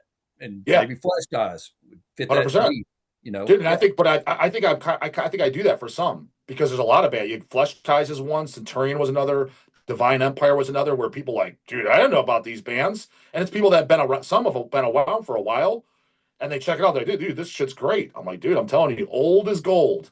The oldies are the And best. yeah, and Centurion, they were from Holland, correct?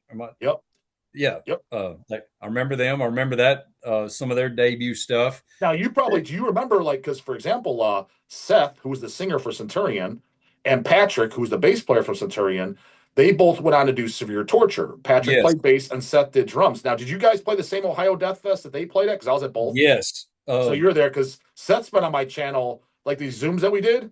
Seth's Uh-huh. done like shit. I probably done 10 of them with him. Like him and I talk Oh, all the wow. time. Yeah, he's been on the Yeah. channel many, many times. We call it we call it Death by Seth podcast.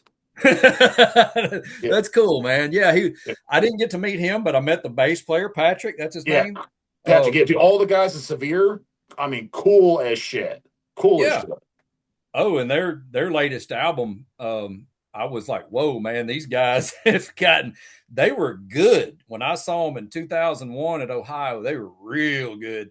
In Yeah. fact, they were probably my favorite band of that weekend because they were Funny you such a, say that, dude, because even guys like rest in peace, Jim Sadis, etc., who he didn't like the brutal stuff, right? I mean, he was more Sodom, Creator, sure, Destruction, and sure. early 90s stuff. And he's like, I don't like this gurgle gurgle, all trigger drum bullshit. But he's like, this Severe Torture band's not bad. I was like, Oh, so it's just funny, guys from a different outlook, they thought they were the best too. they're real good. And I went and introduced myself to the bass player. At the time, I don't feel like maybe he didn't know English that well, but I wanted to shake his hand. Or, of course, it's loud and it's hard to, and I don't like yelling at people. I hate that So, too. I know. I don't like that either. but he played a six string and I played a six string. So I just wanted to shake his hand and say, man, you just killed it. I Good have time. Patrick on in person. I did a sit down interview with him and Tice, the guitar player from Severe Torture. It was at Maryland Death Fest. Like, was it last year or the year before? It's on the channel, man. You got a lot of catching up to do, man. I got so much shit on my channel I need to watch. I've, I got Glenn Benton in person. I got Steve Ashim in person. You got 20 Death by Seths to watch. I mean, I got all kinds of shit on there. Well, I need to go on a tangent then, man, and just sit here for like a week. As you're And out of the loop, you're out of the loop, bruh. Like you don't know, like you don't know. Like, well, plus, what did you watch? Well, I know they told you at least Gary did or something, but maybe you didn't. Maybe you thought it was a phone call. For now that I'm piecing this together, you do realize I interviewed Matt Barnes and Gary from Chaos Inception. We did a video just like this, and yeah, that's right when you email me because Gary, I say it around video so you can watch it. I was like, yeah, have Garth contact me or whatever because Gary's yeah, like, yeah, and then there's literally like the next day or right. maybe 2 days later you did, but it was Yeah, right after. That's when you and I started talking. It was right after I did the video with Gary and Matt from Chaos Inception. Did you see? The question is, did you even see that video? I did not. I'm sorry, Yes. man. No, you got tons to watch, man. You got all kinds of free videos just to watch. They're just sitting And there. and I will catch up on this stuff because it's cool. And I'll tell you, man, I've been away from being. Now I have worked with death metal bands a lot ever since the disbandment of Fleshtized. That would have been in 2001. And for a long time, actually, I'd say for another 5 years after that, I was in different bands and stuff, but nothing really stuck for very long. I worked pretty hard as a promoter, a local promoter of gigs and everything. In particular, I worked a lot with. Are you familiar with Convergence from Within? Do you know who Just the that name. is? Yeah, I know the name 100%, but I don't think that's. I'm not familiar with the tunes like I am Fleshtized. Yeah, well, that was basically a brother band to Fleshtized, kind of like at the time. I would say I don't want to call us like a big four type thing, but let's just say there in that time there were four major bands in Huntsville. There was Spinecast, Fleshtized, Bloodstained Dusk, and Convergence from Within. Gary was the drummer for Convergence from Within. Let me type He this in did. too. So I got Spinecast, dude. Goddamn, I gotta tell you though, this Spinecast. I'm glad you recommended it because holy shit, this logo is terrible. You'll love the music. It You will looks like, love but it. I'm being saying like it's again. I like the title and what it's looking. It says death metal in here and the members, everything in the way you're describing. Gary on drums. I'm like, fuck. It's got to be at least fucking decent. But I'm glad you said something because if somebody said, "Hey, bro, have you ever heard Spinecast?" If I just typed this up and I didn't look into it, I just saw that logo. I'd be like, "Fucking pass! What the fuck is this?" I ain't listening. Was this Offspring? But who's the other band? Convergence Within. Convergence from Within. I'm gonna type that in now because I'm marking these down because I'm definitely gonna listen to these. Converges from within. I'm searching that in the okay. Yep, came right up. Death metal, anti-religion, world drama.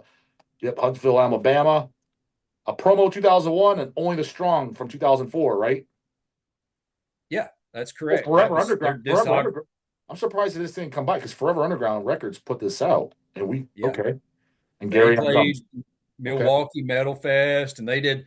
They were more of like a regional band. I mean, kind of like Fleshtized. I mean, I used to joke around like people would be like, "Where did you play?" and all that. I said, "Well, we did the I-65 tour, which was I'm not just every town and city up and down I-65 from like Mobile all the way to Indianapolis. We played at, Louisville, Huntsville, Murfreesboro, Nashville, Montgomery, all those cities. That was like our up and down, up and down. And sometimes we went west, sometimes we went east, but mostly it was up and down I-65, just that's just kind of how it Wait, landed. Garth, do this. I got to take a massive piss, so keep them Yeah. talking. So check this. Divide and Conquer EP. Talk to the crowd. Tell them, give them memory lane as far as you guys writing these songs, recording Yeah. this. It's right after the demo. Give them some history. That way, we got to give them some game on the band. Anyway, we talked about a bunch of nonsense, which is that's all my videos are Joe Rogan style. We just have a conversation. But Yeah. people want to get some gold nuggets on the band too. Give them like kind of like your memory lane of going into your first studio EP, Divide and Conquer. That way, they know for the people that don't want to take a goddamn piss. Just Yeah. give it to them gun You barrel looking straight. buff, man. So you're What's like a that? bodybuilder? Dude, I'm retired now. Down 40 pounds. Man, well, I mean, I can see your guns poking through Yeah. your No, sleeves, these man. are these are the retired arms. Oh, They used to be fucking 2 to 3 inches bigger than that. man, even at my best, I ain't anywhere you're near your retired Yeah. arms, No, man. I said I retire at 40 because I'm 41 now, and I Yeah. said I retire at 40 because just for health Okay. reasons. So I've been doing it for 20 years. Now Yeah. I still work out, but I just exercise. I exercise for health, make sure my blood works perfect. But I'm Yeah. not bodybuilding. I'm not pushing food. I'm not pushing fucking drugs, training, like you know what I Sure. mean? Like I was deep into it when I was doing it. My goal I was to know. have literally a professional bodybuilder physique. That was Right. my goal. So I mean, I was just like metal, how we take everything extreme. I was pushing Yeah. it to the extreme, like whatever the fuck it takes. I was Yeah. like, so, but I knew not to do it past 40 because a lot of the guys that carry on, especially the really big 300 plus guys, a lot of them are dropping dead around 46 Right. because it becomes really hard on your body. So I always said from even when I was in my 20s, I was like, when I'm 40, I'm done. I was like, I'll just work Yeah. out just to stay healthy. So Yeah, that's where I'm man. at. So now That's I'm that. downsized, down less 40 pounds less, but just healthy and feel good. And my blood work's immaculate and I have more energy than ever. So my quality of life's better, but don't have as much muscle either. So it's You a got catch plenty 22. more than this guy right here. So you're looking great, man. Oh, So, thanks, dude. yeah. And that's not a from the Baxter, like these guys don't look like they bang chicks. That's like I'm being for real, man to Yeah. man. Oh, that You're I looking appreciate. fantastic. I appreciate it, man. Yeah, but Yeah. give him that rundown. I'm gonna take a quick piss. Yeah, do that, man. Yeah. I'll give them the rundown. So, um, going into the Divide and Conquer EP was pretty interesting because there was a stylistic change. We had released the Tower of Pain demo in 1998, excuse me, and that was more of like a tech thrash, almost death metal, very influenced. You can hear the influences of like At the Gates all the way through maybe like Atheist and Cynic, Death, stuff like that. Anyway, in between that 98 release, early 98 and mid 99, when we put out Divide and Conquer was definitely a step more towards just being extremely fast.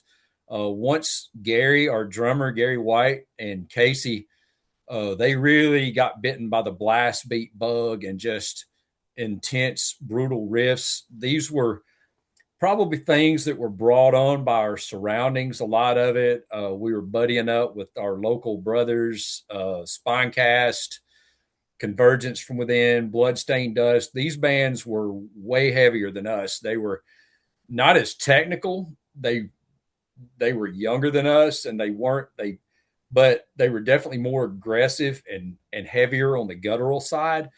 So we were being influenced them as well as we were getting deeper into stuff like Morbid Angel, Angel Corpse, that sort of thing. And Gary and Casey, I will give them all the credit for really pushing in this direction because those guys, when they go after something musically, and this is for all of us, we push it all the way. I mean, that's why we did it in the first place, was because we just wanted to be as heavy and as extreme and just as good as we could be. Um, so we moved in that direction, and so a lot of there's only 5 songs on the EP. They were all written in that time frame. Gary wrote the music and the lyrics for the song "Divide and Conquer." We didn't even know he could write music, and then one day he shows up to our practice room and he was like, "Well, we're going to learn this." We're like, "Okay, we're going to learn this." It's like, "Oh wow, okay, yeah, we're definitely learning that." And then when we realized he worked real hard on learning how to do the 1 foot blast, there was definitely a difference in between doing a 2 foot, versus just the Pete Sandoval style that kind of thing. And Gary just became obsessed with it. And Casey and Adam, already being the shredders that they just naturally got hooked on listening to Trey from Morbid Angel. Just, I mean, all the respect in the world to him and his guitar style, so unique and so good. And they were already into stuff like Yngwie Malmsteen and all that, but it's like, hey, let's just take this and translate it into this more extreme side. And so we worked really hard. We wrote a lot of songs. We wrote a lot of music that sadly never made it to tape. It never made it to CD or anything like that. We would write a song and we played live all the time. In the first initial 5 years of Fleshtized, we did over 130 shows. And so Oh that's shit! I didn't roughly, realize. I didn't realize that myself. we did a lot of shows and we did a lot of stuff, man, that off the grid. I mean, when I say we played at biker parties, when we played just gigs in small towns, that was how we cut our teeth, because we were not getting uh, recognized. Now, through our music was being recognized throughout the nation and throughout the world through mail, mailing out demos and getting reviews and zines, interviews and zines, all that, compilations like the Razorback records. Huge shout out to Jill Girardi and Billy Nocera, two of the coolest people that I remember from the underground back then, for putting out that comp. We did 2 comps with them actually. Oh, I didn't And realize that. I just knew about the one. I didn't realize the second. there was the first one was not Razorback. It was whatever Jill was doing before Razorback. Oh, okay. I can't remember the name. Yeah, There they was a didn't come up with the song. name Razorback yet because it's funny because like me looking back at it, I was like, wasn't Fleshtized on fucking the Razorback? Like I remembered it as a kid as how I first heard, but I became really familiar with Razorback with bands like Frightmare, Lord Gore, Ghoul. It was all that like lack of better words, gore metal, splatter gore, thrash stuff. And I'm looking, Right. I was like, it's weird that Flesh Ties was there because it seemed like he had his theme with these gore bands, and Flesh Ties wasn't that. Yeah. We were just good friends through the mail, pen pals and stuff. Mainly, Jill Girardi, who is, I mean, just so cool. And we have, I've reconnected with both of them on Facebook recently, Okay. so it was cool to reacquaint with them. But I had known Jill. I met her at Milwaukee Metal Fest in 1997 when me and a friend went up there just to go, not to play, but just to go. And she was dating a guy I think that was in a band called Insanity, and they put out a comp in early 1998 and the Fleshtized Tower of Pain. Because when you meet people, it's like, okay, yeah, I get it, man. You're into gore metal. I'm going to support what you do because I want to check out the bands you like and that you're supporting because you're doing that. And I like the music and stuff. It's definitely not the Fleshtized thing, but Mm-hmm. we're going to support it anyway because we're all in this together. I mean, we're big on unity, unity in the scene, and we were always that way. We didn't care too much about what you were into or what you stood for. It's like, are we cool? Let's go with it. All right, let's do a gig. Let's trade demos. Let's trade mail or whatever. But yeah, going into that, and so Malice, a song from the Tower of Pain EP was released on that, and that is very different than the other stuff because again, it was more of a thrashy. It was like a groove thrash type song with some serious double bass that Gary was doing. So it did give it a more extreme, but it was technical. It was a lot like Atheist. You can hear the Atheist and the Cynic influences in that. You can definitely hear the Death because that's just what we were into at the time.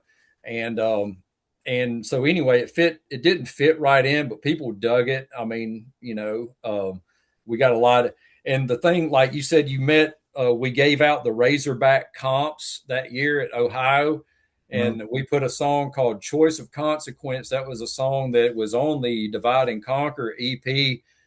Maybe see, Divide and Conquer was out, but I think by then we had already sold out of the pressing. We pressed 1,000 and just blew right through them, sold them all, and distributed them all. And the only thing we You had guys left, sell? You guys self-released it? we did. Yeah, that Okay. was a self-release, Yeah. and then we had the comps, and it was like, well, people at home and at shows really weren't buying the comp for some reason. I don't know why they didn't sell.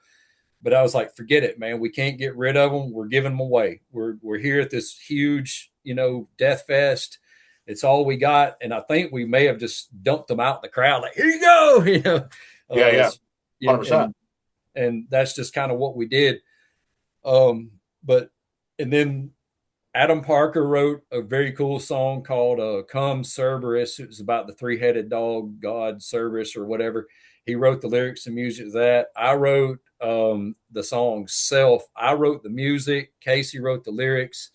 I wrote the majority of Delivered into Suffering riffs. I think Casey may have thrown in one riff in there. Gary threw in a riff. Gary wrote the lyrics. And anyway, going into that, into the studio, it was like, we didn't have a ton of money. It was a self-released deal. We had come up with enough money through shows and stuff like that to pay for the recording. I think Casey and I used our tax returns that Okay. year to print them and stuff like that. But all our mentality was all money goes back into the band. We were very strict on that. That's how we did Uh, Hell's, dude. First 5 years, we didn't take a penny. Everything we just pumped it back in the company. right. Yeah. That's what you have to do that. if 100% for it if to you grow. go Yeah. in if you go into any business, really, even in life, if you're expecting an automatic turnaround, No, no way. you're not going to get it, man. You have No. to invest up front in anything. I mean, if Yep. you're going to be in real estate, man, you have to pay a ton of licensing fees and stuff up front Sure. before you ever sell your first house. You know what I mean? Sure. And that's just it's the way it is. And Yeah. um, I could go all into my music business theory stuff forever, but I will not bore y'all with that. Because you have done your homework, and if somebody needs to give a class on that, you need to give a class on that somehow. As far as what, as far as like just starting up a band, or like, what do you mean? You need to give. It would be a tremendous benefit to anyone in the music business to learn from you and your brothers on how you started that label and how you're running it. You know what's funny is if you watch piece my videos together. Granted, there's so many videos. There's like what 2,000 videos on my channel now or something. Because since I've been going, I'm almost 5 years. Keep in mind, I have not missed one day. Every single day, there's a video that goes up at 6 a.m. every day. Not one day missed. So I don't know. It's like 15, 1,600, over two. I don't know. It's a shitload. Um, but if you piece together, and I've had videos where it's like, hey, how Hell's Headbangers started. Technically, I have given all the info out, like how we did it. It is technically on there and all the, Yeah, raw videos. Yeah. But maybe I should do one video A to Z. But the only thing is, I guess in a sense, I kind of have done a video on it. It's just yeah, like it's simpler than people like to think. Like the truth it's kind of like bodybuilding, dude. Build muscle. The process is extremely simple, but it's just the work itself is hard and it's boring and it's repetitive. And a lot of right, people don't want to do that. And it takes time. So it's like right, kind of like what you just said is like investing the money back into it. Well, shit, you're just pumping money in and receiving nothing for several years. It's like, yep, nobody wants to do that. So it's like once you tell the formula, people are like, all right, great, I got the fucking winning, I got the blueprint, the map. It's like, all right, now you just got to do it. But a lot of people right. are, once they start to do it, they're like, fuck this. Yeah, that's exactly right. And when people get into it, when you get into the weeds of it, it is tough. It's tough if you're doing a. That's why there are barely any record labels from back during the Fleshtized area that exist anymore. I mean, Sure. the underground labels, the big Yeah. ones, of course, Metal Yeah, Blade of and all course. that. 100% they don't. Yeah, no. Yeah. Yeah, and it's not that they didn't try. It's not that they didn't work hard, but man, you reach a point where you're in the weeds, buddy, and it is sink or swim. And you got to really learn how to fight your way out of it. And I think the bodybuilding reference is very suitable for how you make a business run, man. You've got to put in the work and the repetitive motions and all that stuff. And it Dude, that's is how I like, for boring. example, people ask me, I apply it to everything I do. That's, bodybuilding's taught me so much. And if you hear Arnold talk, even when he was like governor and shit, he applied everything from bodybuilding into his acting career and into the governor and business. I was like, if you do that, you'll be successful in anything. But like right down this YouTube channel, find me another metal channel in the metal world that does a video every fucking day. I'm not talking about posting like a demo or something. No, original content of them talking every day, every single day, whether it's an interview or sitting there just reading off questions or whatever. I was like, you'd be hard pressed to find. I don't even think another one exists. And the way I said it is just through the bodybuilding. It's like doing this every day. Well, I don't feel like doing it. Doesn't matter. I'm doing it every day, no Right, matter what. It goes up. Period. No questions. Not up for debate. We're not having a conversation. We're not talking to ourselves. We're doing it. right. It's just there. And then Non-negotiable. the public comes to know that. And so your audience, and for the guys out there that you said that don't like what you're doing, will pity on them because you have a lot of discipline to do what you're doing. And to put a video out did you say 6 a.m. every day you're putting a video out? Every single day it goes up 6 a.m. Like this You're video go up. already, This video go up 6. I can tell you what day it's going to go up. You want to know what? It'll go up next in line. You want to know when it's going to go up, Garth? I'll tell you exactly when this video go up. Let me pull this shit up. We're at over. This is my goddamn. Here we are. This is the next one in line. Will be. You'll be going up March 8th. What is that? okay. Monday, March 8th. Because all the way to Monday. March. So if I die today after this, that means that's another reason I do it. I'm posting beyond the grave. They can't. I'm posting Yeah, when I'm dead. And also, too, it gives me a buffer in case I'm in the hospital getting a car wreck. Gives me a several day buffer. Videos I still didn't miss. right. That's how you do it. Because if you were to record just one a day and didn't have a buffer, something's going to come up. What if you get sick or something? You know what I mean? Right. Yeah. And I listen to a lot of podcasts and different stuff like that. And I depend on those things to be there for my Yeah, knowledge and my exactly. entertainment. That's another reason I did it too. Because when I planned it for the YouTube, I'm like, dude, when there was a channel I like, and let's say there's a video don't go up that day. What the fuck? Where's my video? And you can't bitch because it's free. You know what I mean? Right. Right. But it's Yeah. like, yeah. So I was like, hell, that's people want their shit. So I was like, can't let them down. You can't, you've got your audience and you don't let them down, man. I think it's like I say, I'm very impressed. You're working a lot harder than others out there. And in the end, it's always, it comes down to who's out there doing it right now, real time, not what you did 10 years ago. I mean, it doesn't do me any good to sit here and try to tout, well, Fleshtized did this back in 1999. Meanwhile, there are amazing bands out there right now that are doing killer stuff that they're right now, real time, and that's who deserves the current respect. You know what I'm saying? Yeah, but when and you actually had something you did that's worth recognizing, again, that's commemorated, it's worth talking. The past is what though is what I think messes up a lot of people. Because if you look at a lot of people that are very either depressed or aren't successful in life, you'll find a very common trait amongst a lot of them is they're always thinking and bitching about the past. I'm like, why are you talking about the past, dude? You ain't going that way, homie. You should be thinking about the future. Talk about the right, future. What you're going to do then. But if you've done something very positive or inspiring, like for example, recording a Fleshtized album, there's nothing wrong with bringing that up because it's immortalized. But to yeah, talk about how you had a tough childhood and all this other shit, you ain't going that way, Holmes. It's done. You're right, going forward, and forward is the future. So you should be focused on that. And what can you do today?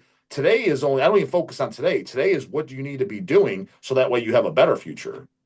What right, are you doing yeah, today?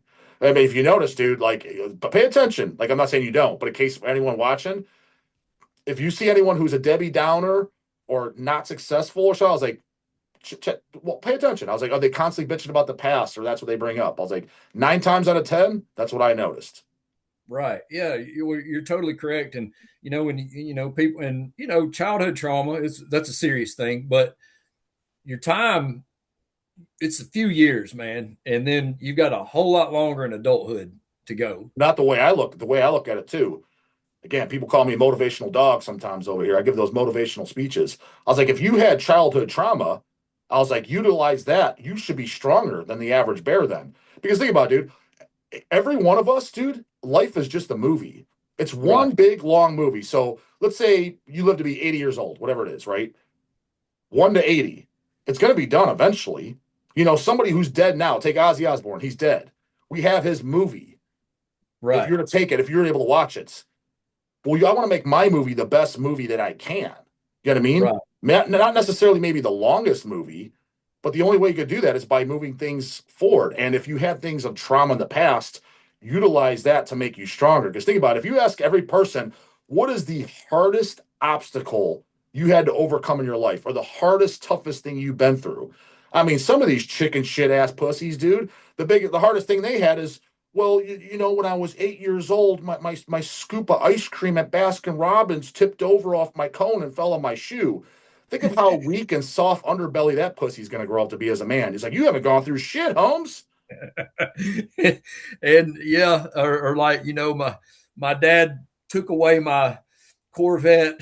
Exactly. Yeah. It's like, so you're a soft ass little fucking bitch. I was like, and don't get me wrong. And I tell the people, because don't get me wrong, I didn't have a hard upgrade, bringing to where it's like I was being raped or anything like that. I was like, I could sympathize. I was like, but you know what you have over me, man? You had it much harder than me. Right, Meaning you technically you're a tougher person because you're standing here. You didn't put a gun in your mouth. Now utilize that mental toughness strength because you damn sure did because you would have blown your head off if you weren't. right, Utilize that to now beat everybody else because you've been through more than the average bear can say. We're a bunch of Right. lames. We're a bunch of wimps. If I was to sit there and break down what's the hardest thing I've been through in life, I was like, it wasn't being raped by my uncle. I didn't have to go through that. I was like, yeah, that's bad, bro. You know what I mean? Right. So you're Yeah. stronger than I am. And those things, those are serious issues. And there are people all the time who, overcome, things like that. And they go on and they live great lives and they influence people to learn great lives. You can overcome tragedy, man. You Yeah, absolutely that's how can.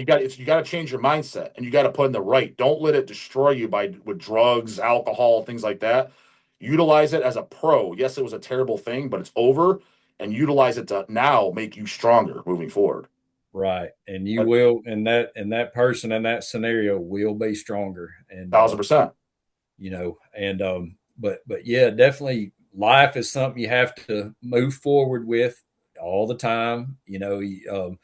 You've you've done bodybuilding, you've done very well with that. You've got this label, man. I know people that I know people, man, that when I was like in high school and even beyond that were so bad off on drugs. I was like, you will never be able to turn around. And buddy, was I wrong about them? You know what I mean? Hmm. Some very serious success stories that I've seen come from people who were just. I was like, buddy, you're just a hair away from not even being here anymore, Yeah, or yeah, being locked up forever. I've seen it eat people alive, and I've seen some people come through it as just true champions of life, man. yeah. So I'm like you. I had a good childhood, man. I had parents that worked hard and they instilled hard work in me, and I'm very very grateful for that, man. And you know, Flesh Ties, probably a little bit of a testament to that. I look at it like to me, I've told people that if they ever ask me anything about like Here Among Thorns or something like that, I was like, man, that Here Among Thorns album is like the equivalent of my college degree. I was like, I graduated from college in 96 and it was not as difficult as what went into making the 5 years that went into getting Here Among Thorns out there.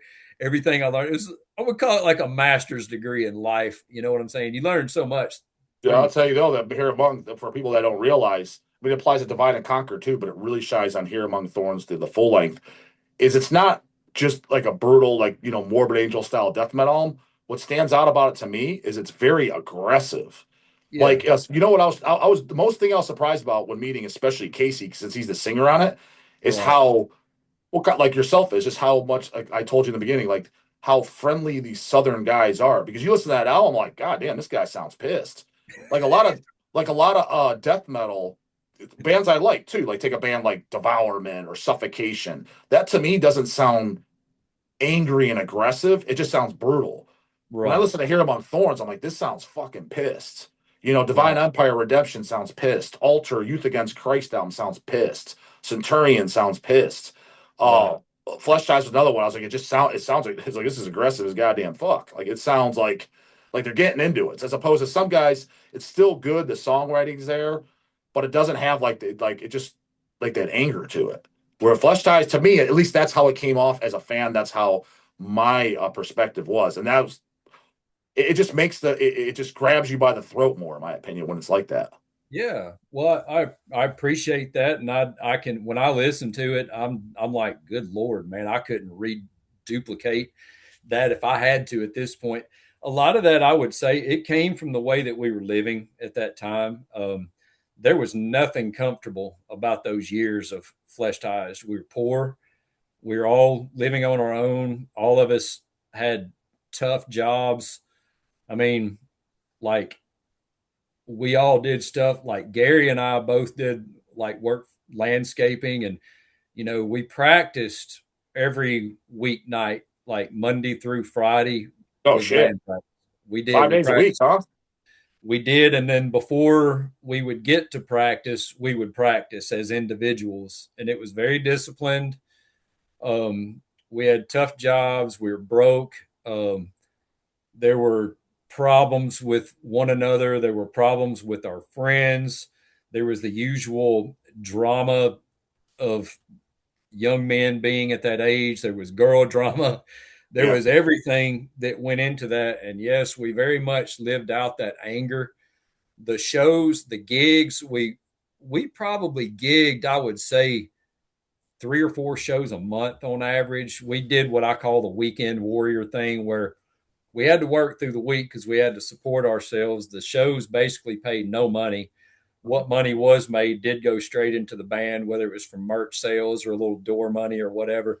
So we were pretty disciplined about that. And I think that really came through in the recordings. A lot of times, especially like when we're talking about divide and conquer, our budget for that was like, it was $1,000. We had collected $1,000 of band money to record that.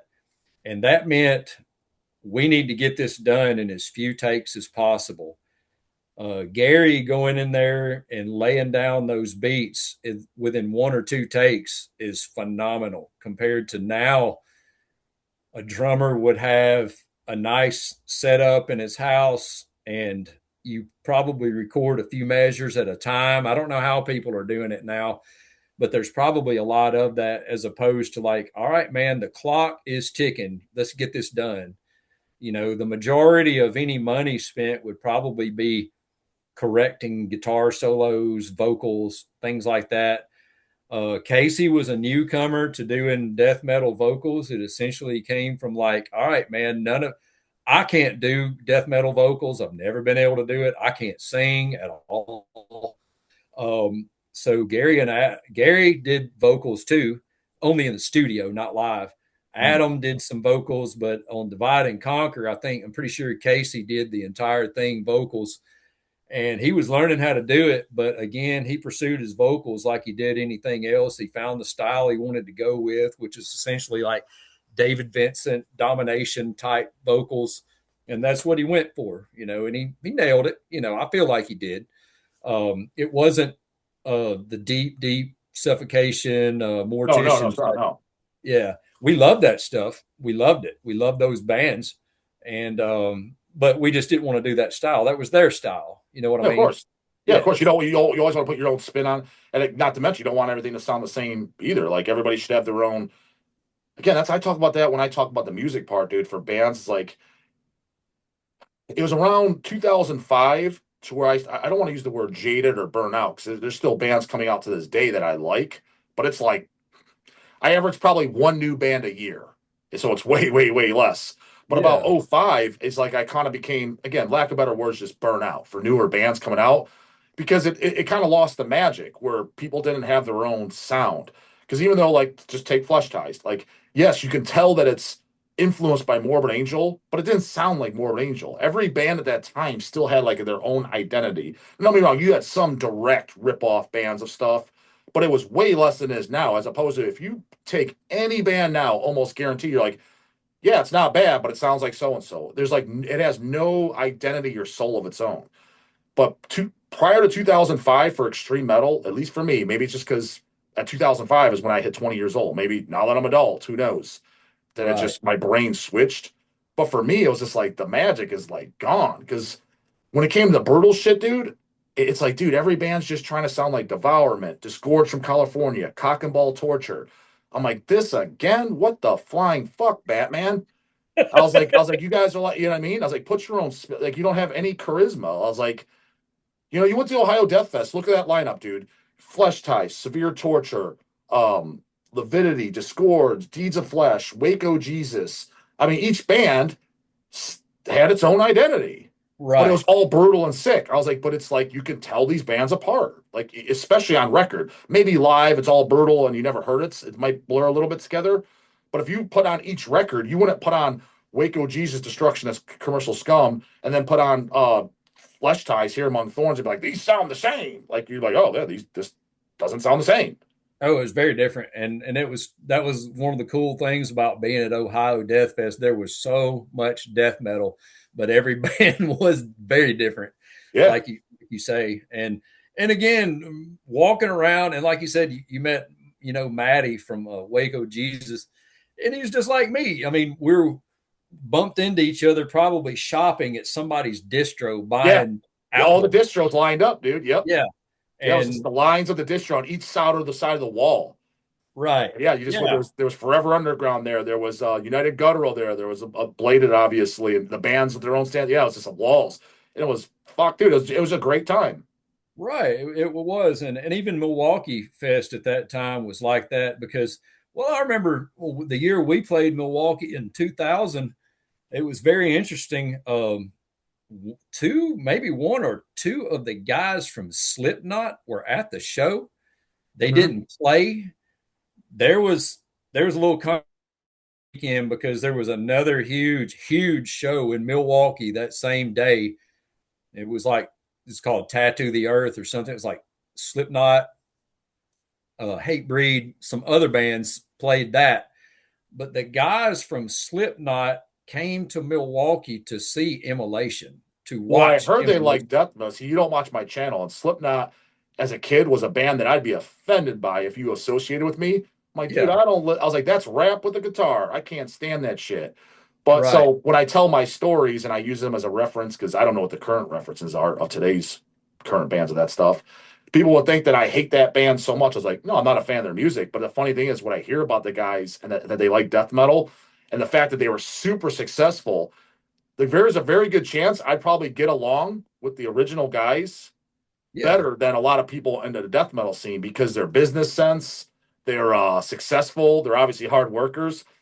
On a personal level, I'd probably get along with them. But the kids that watch me, they're probably like, huh, Dawg would never talk to any of the guys in Slipknot. I was like, shit, I'd probably become actual friends with them. You know what I mean? I We probably would just get along. I was like, they like death metal.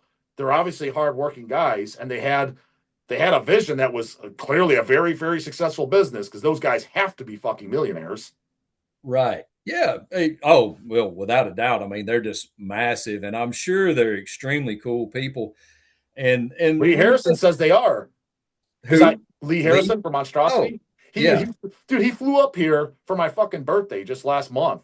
Lee He did? flew up, yeah, flew up That's here awesome. just to shoot interviews in person. That's awesome. You Lee, know what yeah, I think? So again, you didn't watch it.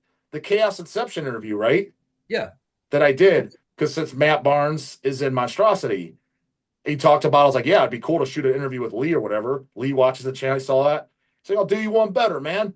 Fuck a Zoom. I'll fly out to you. I'm like, God damn. Did So he we fly shot. himself? Did he fly Yeah, himself? yeah, dude. He paid everything. Yeah, I mean, I took him out to because he's a dinner each night. pilot. I was like, shit, I'll take you out to dinner both nights on me. I was like, it's the least I could do. Yeah, he booked his hotel. He's like, give me your address. Like he booked it 5, 10 minutes from the warehouse. He stayed there. We hung out 2 days, went out to dinner both times. We went out to fucking Longhorn and we went out. I took him out to Mexican the second day. I picked him up Yeah, from the airport, dropped him off at the airport, and we shot 2 interviews. No, three. I think three, and they're each like an hour apiece, like three yeah. hours of material. They're really good ones. But one of them, he brings up the Slipknot guys. He went to their wedding or something, or a wedding. He's like, dude, they were cool as fucking shit. Right. I can see that Lee gets around. I mean, he knows a lot of people, man. He's got great connections, and he's just an overall just genuine good guy. I like Lee. Been friends. We've been knowing each other since about 91. I bought the through the mail. I bought the first Monstrosity demo. Yeah, the The demo, yeah. Yeah, I bought that from him, and so we didn't exchange much mail because probably by the time I got the demo, they were already working on a deal to put out Imperial Doom, so it probably kind of cut out a lot. And plus, it's like, okay, I bought the demo. I don't want to keep bothering this guy about how awesome he is, you know.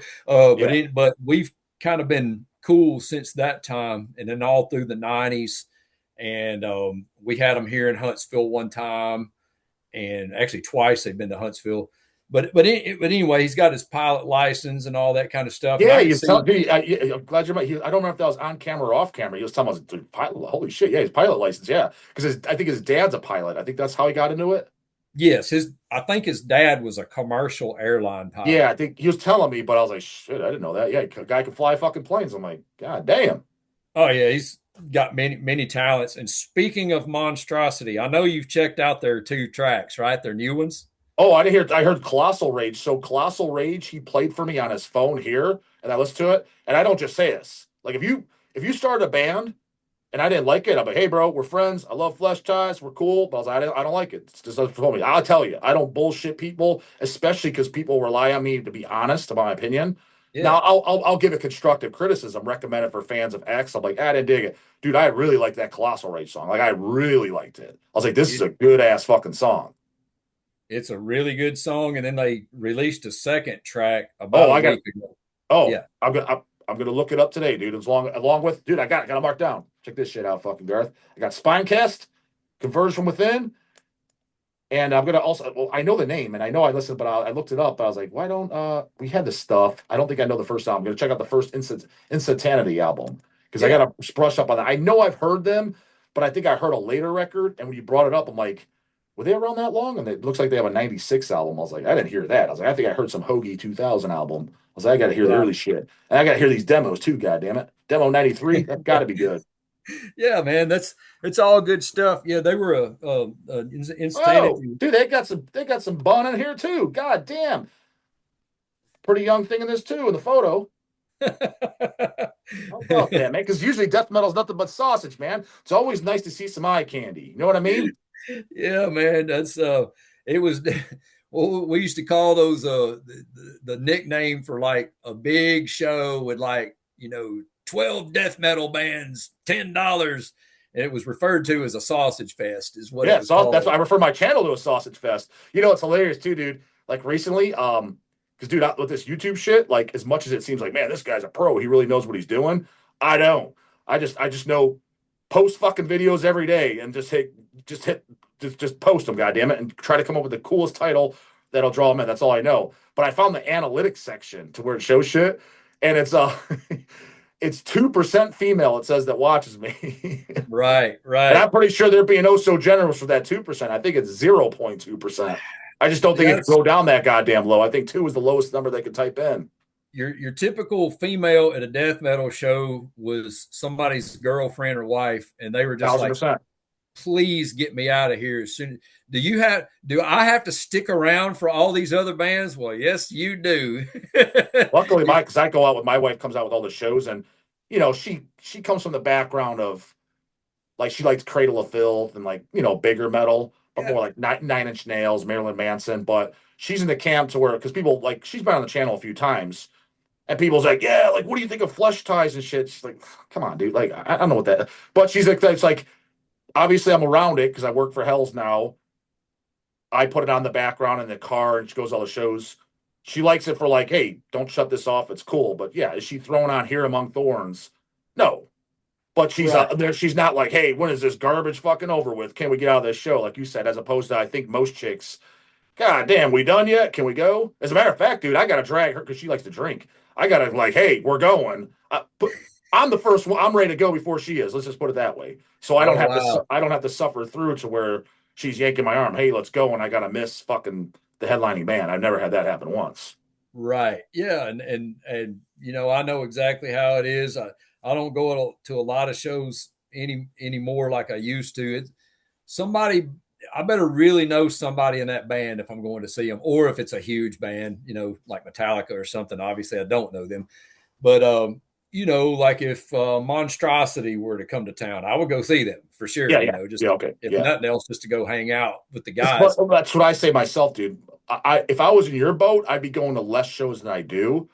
Mostly why I go now is business respect. We deal with them some business. Yeah. I know the guys I'm friends with, so kind of go to hang out. Or it's very rarely a band I really, really want to see. Like for example, if a band like Exhumed comes, yeah, I like Exhumed, but it's like I've seen them a million times. I was like, I'm more so going just because they're my friends. Right. You know what I mean? Yeah. So as far as a band, like I've never seen this band, or I've only seen them once or twice, and it was 20 years ago. Like I'm excited to go see them. That's very rare. You know what I Right. mean? Like if Hemorrhage was to fly in and come into Cleveland, I want to see that. If Destroyer 666 was to come in, I want to see that. But dude, those shows are rare as fuck. I mean less than once a year for me. Right. They're especially when you start talking about the deep underground metal. Yeah, it's very rare. Yeah. Now my It's show coming up August 1st. Tickets in the description box.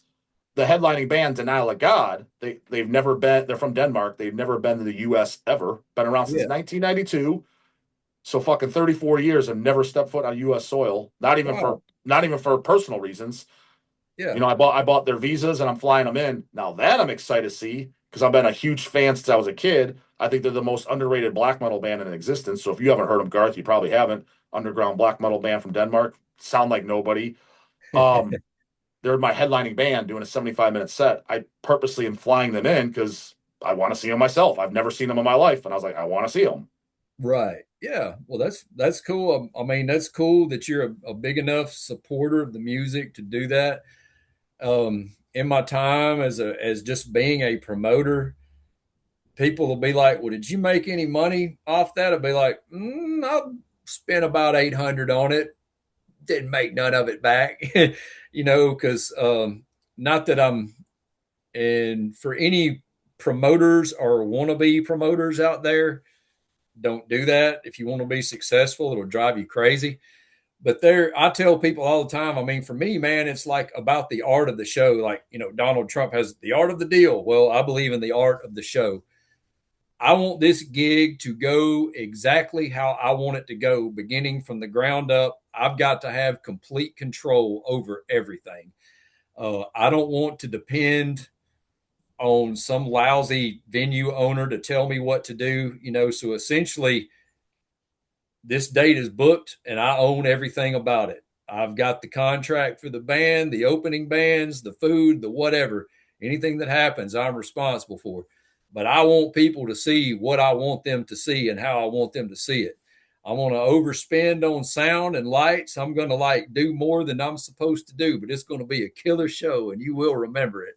So, Funny is that's kind of the approach I'm taking. I mean, I hire guys that what I do is like how I do everything. I don't believe that I'm the best at everything at all. I know what yeah, my strengths are and I know my weaknesses. So I do what I do best and I delegate the rest. So I hire for all my weaknesses. So I hired a sound guy to make sure it sounds mint, and it sounded great, my past one. And as far as managing the bands and shit, I knew that everyone that's coming to my show was pretty much all out of staters and they want to right, meet me and talk to me. So I have to be available. So I can't be managing the bands. So I hired someone who I know that I trust that has done that to manage. You make sure all these JoJos they're on time, they get their shit up there. I was like, me, I should be sitting back drinking a beer, talking to fans. I was like, because that's why most people are coming to this show. yeah, And that's what it was, and that's why it's available. So, but dude, at the end of the night, and even afterwards, after the weekend, people email me from all over the country. I've had over 100 people telling me, like, dude, that's like one of the best shows I've ever been to in my life. Like, it was so much yeah, fun, so great. I was like, oh, cool. So it went off really well. Like, I did not have one negative response. Like, dude, that sucked. The band sound like shit. The food sucked. I didn't have a good time. Hey, I wanted to meet so and so from each band. He wasn't around. Nothing. Everybody was like, dude, that was like one of the best times I've ever had at a show ever.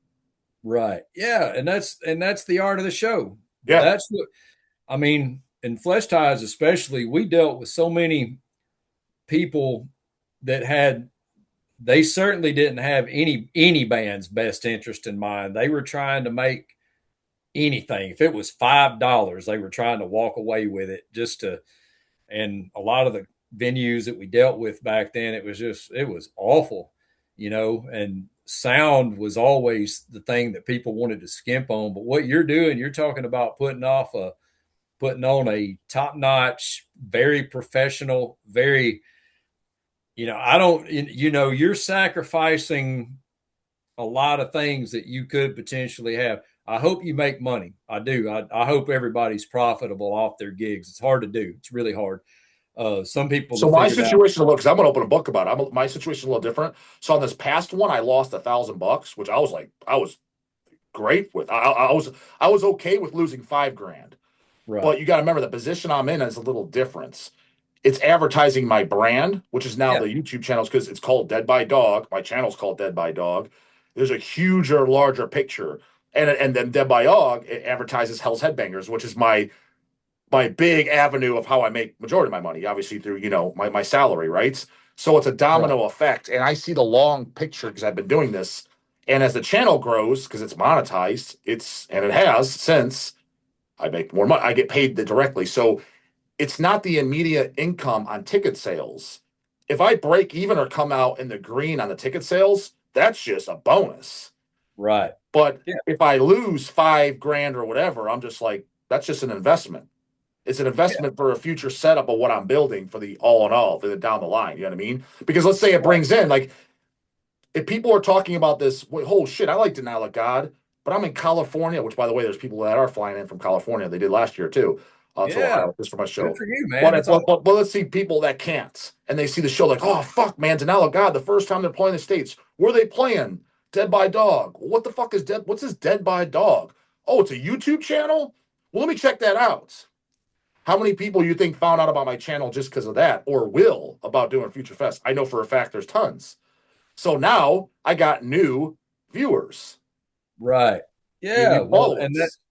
and and that's the trickle down effect, and that's how Correct. things work. And most people are short sighted and don't get that.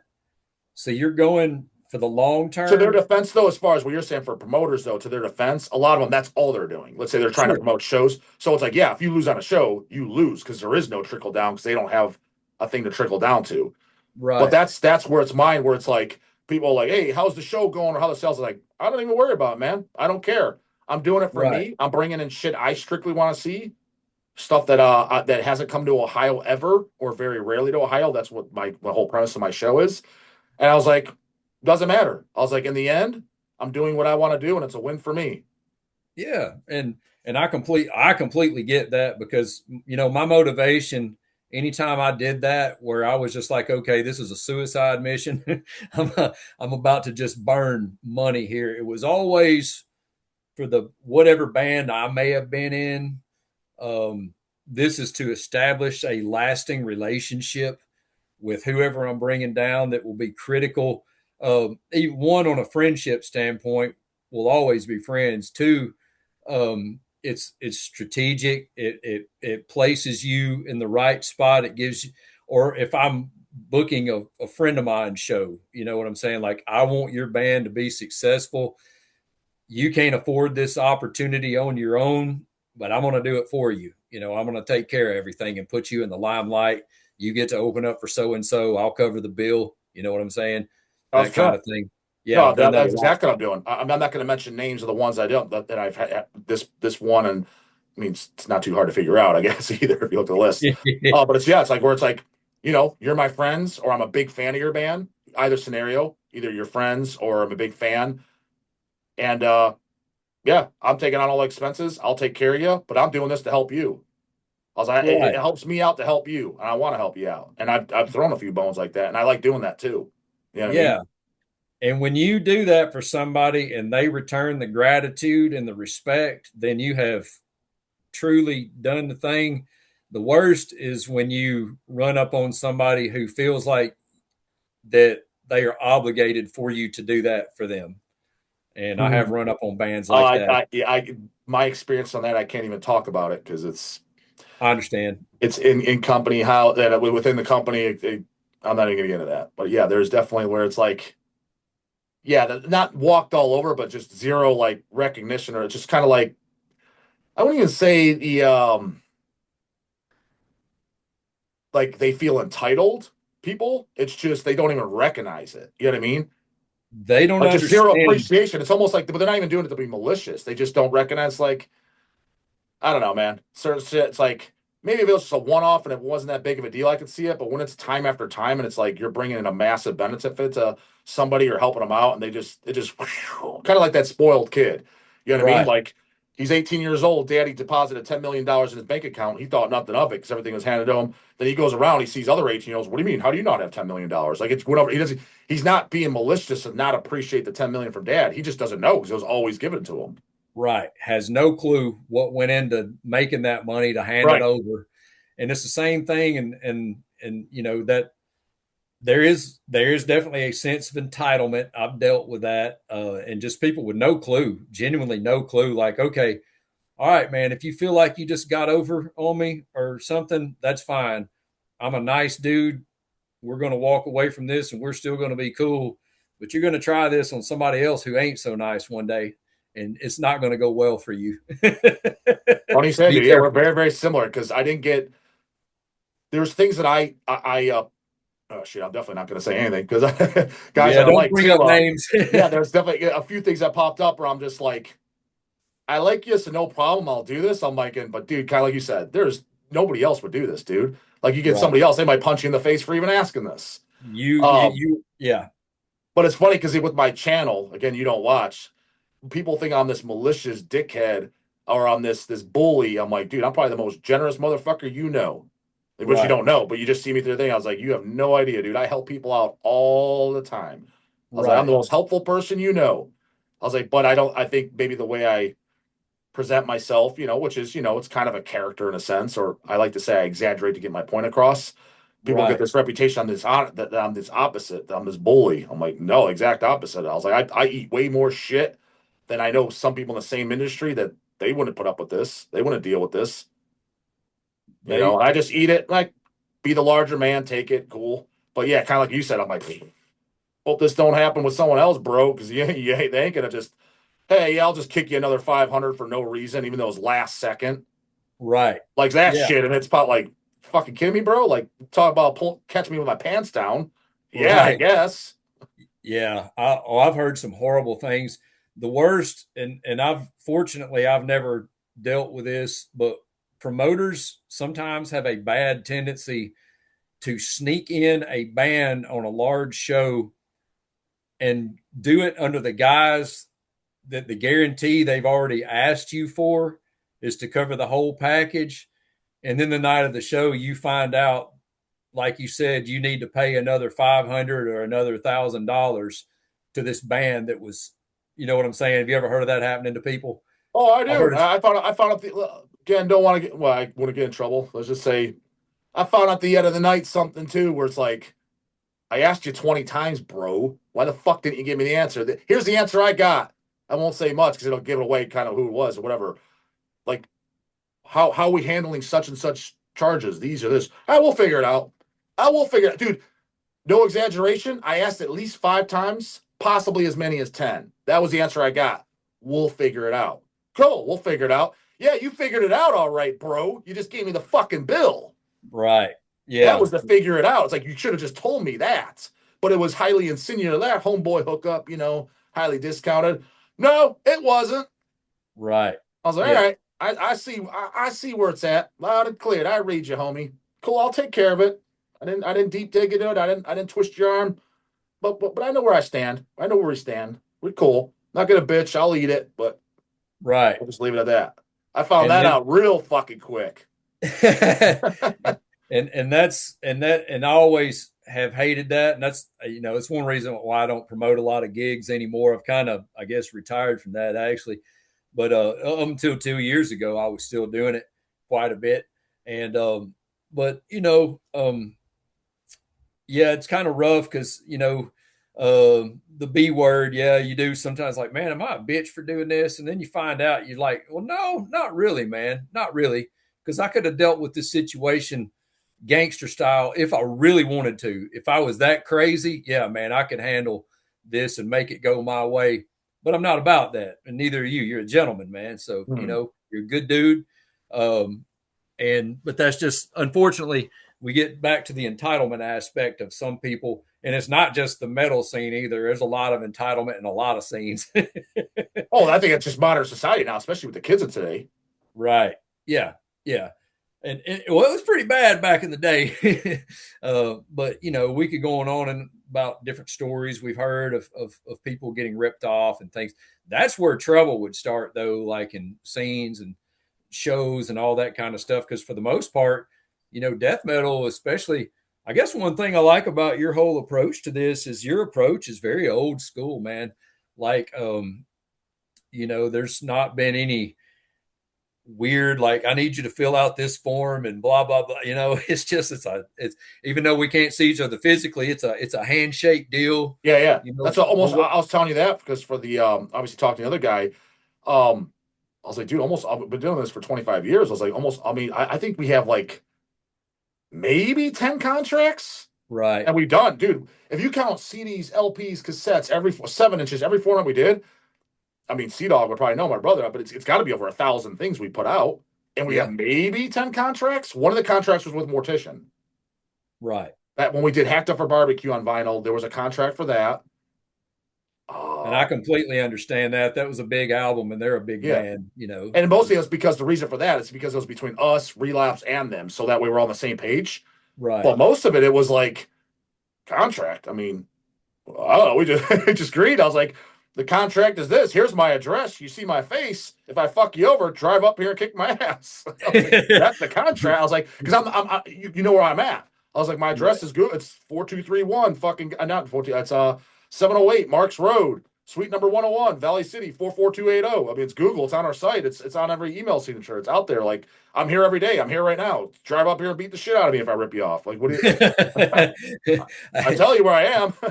It's going to have to be a pretty. It's going to be have to be like Hacksaw Jim Duggan or Chris Jericho if they're coming after you, man. Or just get the whole band as baseball bats. I can't take them all on, man. They'll just, you know what I mean? So it's like, there's your contract. I was like, Right? I Yeah. got nowhere to Well, go. and that stuff does happen in the hardcore scene sometimes. Yeah, I'm from sure. from what I understand, death metal is pretty laid back. Yeah, Always it is kind of has been. 100%. Yeah. Yeah, it's pretty laid back, especially and when we start talking about guys like Brian Baxter, that was the most laid back, chill guy I've ever seen at a show, man. Just Dude, I've said it myself. Again, I've known this guy for a long time. It's not like know him like, hey, I see him every once in a blue moon. Like I know the guy, right? right. I've never once seen him pissed off in my life. I can't even picture what he would look like pissed off. I wouldn't because Brian's a tall dude. He's He's a a big big dude. guy. Oh, dude, I'm always like this, looking up every time I'm talking to him. Right. And I know one time I can't remember who it was we were talking about, and it was another guy that was kind of a big dude that he got into a wrestling match with. And if Brian was like, well, of course I won. I was like, there's something about you I don't want to know, and I'm not going to investigate that side. We're going to be cool, man. Yeah, yeah, yeah. I mean, growing up where he did, he's probably a scrapper from way back, and just some guys you don't toy around with. I know of a story. I won't. I won't. I mean, it's kind of out there. It was definitely after Ohio Death Fest and shit. So let's say it's maybe 15 years ago or so. There's a guy I know the guy too, and well, I'm not a fan of the guy myself. That he punched him in the fucking face, point Yeah. blank, knocked him in the face. Um, and I had that. I think I asked Brian about it on video. He's like, "Oh yeah," I was like, "I didn't mention the guy's name." He's like, "Yeah, well, bro." But the thing is, the story. I didn't go into it. I was like, I don't know though, Brian. I was like, if you kind of did that to me, I was like, I kind of agree with the guy. It's like because Right. basically they left him. They left him in a town. I was like, yeah, but dude, you weren't answering. You're nowhere to be found. I was like, I kind of would have left too. So, Right. but he was pissed. Like, yeah, fuck, you left me high and dry. It's like, well, answer your phone, bro. Like, I didn't know. Like, we waited hours. Answer your phone. People have places to be. They've got things to do, man. You So, but can't. that pissed him off enough to punch the guy in the face. It's like, oh, I don't know, but I think he was kind of the one on the right. I was like, I would have done the same fucking thing personally, and I like you, and I would have left you. Man, when you get out doing things on the road, whatever, any there's a lot of funny Fleshtized stories about that and almost leaving people. I never had to do it, but I was pretty close one night. But I'm kind of glad that didn't happen. Yeah, I hear you. Members winding up in jail, you know what I'm saying? And like, All right. all right, I'm waiting for your release. It's 5 a.m. I want you to get out right now, but you can't. Yeah, yeah. That's when you're playing with. We were talking about members earlier. It's like, and let's say somebody was regularly doing that. It's like, I don't care if you're Trey Azagoth, dude. I was like, I don't want this shit in my life. Right. Yeah.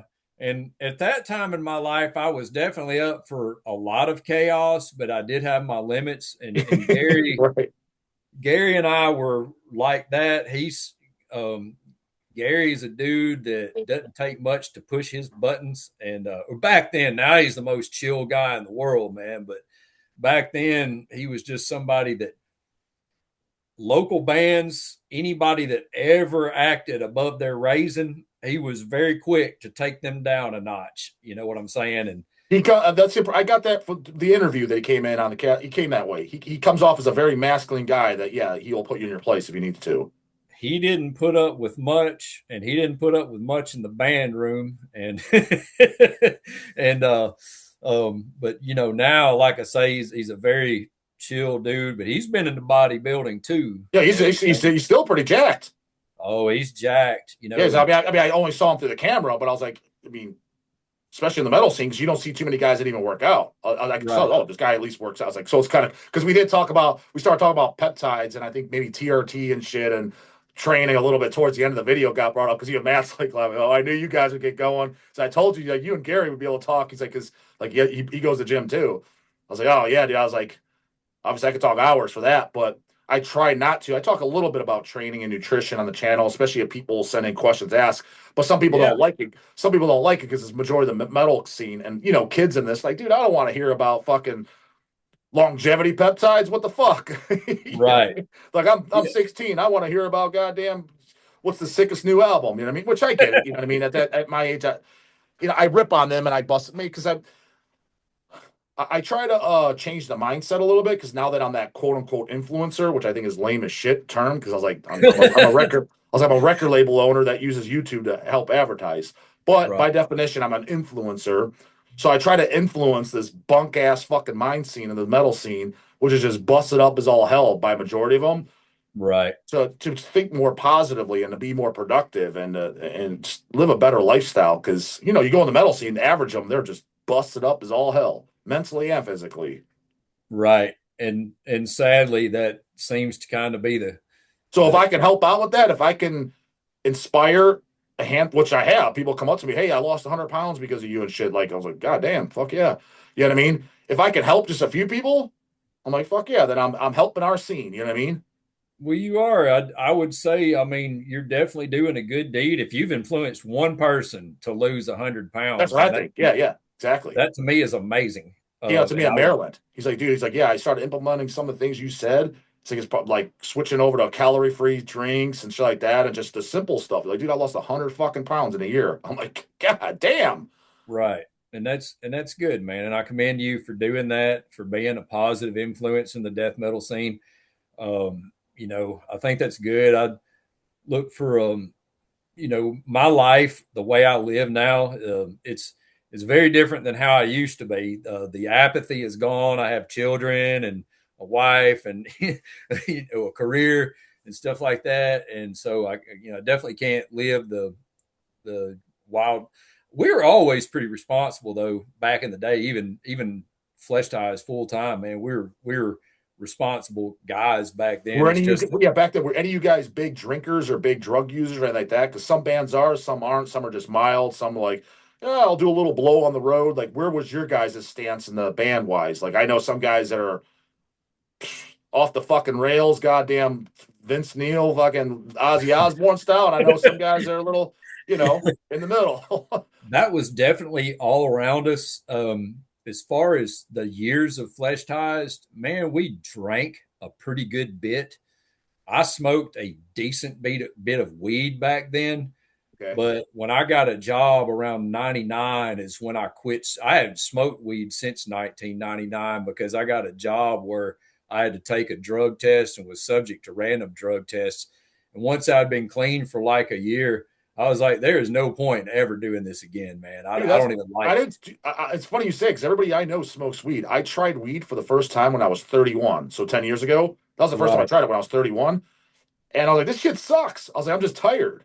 I was like, who right. likes this? I was like, this shit blows. And then I It's tried it two other times because people were like, you didn't smoke the right strand. I was like, what's the strand that gives you energy? Because this shit right, fucking made me want to go to bed. I smoked it two other times, same thing, tired as fuck. I'm like, fuck this shit. This shit is dumb as fuck. right. I was like, no wonder Yeah, you guys man. are fucking lazy and broke. I was like, this is the most non-go-getter drug in the world. I was like, fuck this, man. It really You want to is. suck in life. If you want to suck in life, smoke weed. That's what I say. It's gonna I make you dumb and lazy. I agree with you. Some people seem to be able to pull it off, but at some point it does catch up to you.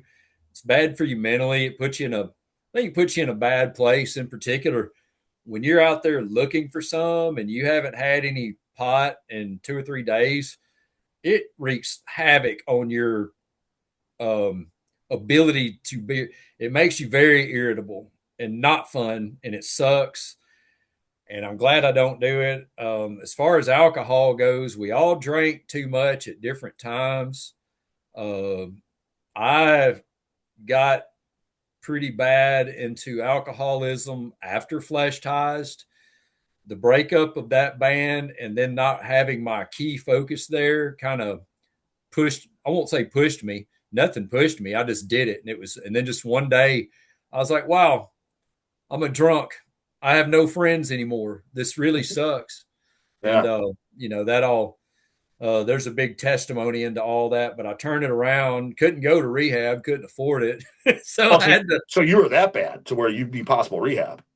it was right. I tell people, I was like, there is a fine line between a drunk and an alcoholic. Well, put it this way, were you at the point when you first woke up, got out of bed, were you cracking open a beer or a drink or alcohol? Was it that bad? It wasn't that bad, but it was getting there. The worst thing about it was I was setting aside as like, okay, tomorrow I'm calling into work late because I know tonight it's a Tuesday night and I'm going to get sloppy drunk wherever I am. And after you've done that for a number of weeks and you lose your job, you've Yeah. essentially, maybe I wasn't drunk at work, but I was not feeling well. You I hung was over at least. Yeah. You could feel like shit. Yeah. hungover. And after months of doing that, I'd say about a year of doing that, I was like, okay, I have a good friend of mine pointed out to me. He was a good friend that would tell me the things about myself that I didn't want to admit to. He said, you have a problem. Yeah. And I said, I don't have a problem. You know that you have a problem. Then Yeah. he went down a list of every dumb decision that I'd made in like a few weeks. I was like, I have a problem. Well, that's another thing, dude. I tell people on the channel, I've said it, is the first step to solving your problem is to admitting it and recognize it. Because if you don't think Right. you have a problem, you're not going to do anything about it. Why would you? Like, I don't have a problem. Correct.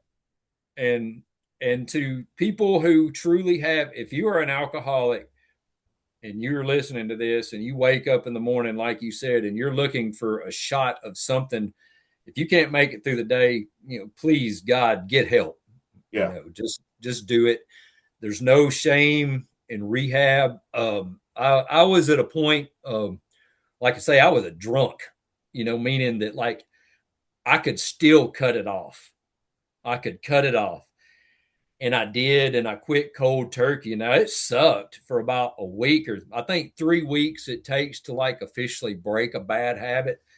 And for that 3 weeks or whatever, 21, maybe a month, it was. But once I got past it, I was like, okay, good. I'm done with this. I don't need it, man. I Yeah. won't Okay. drink.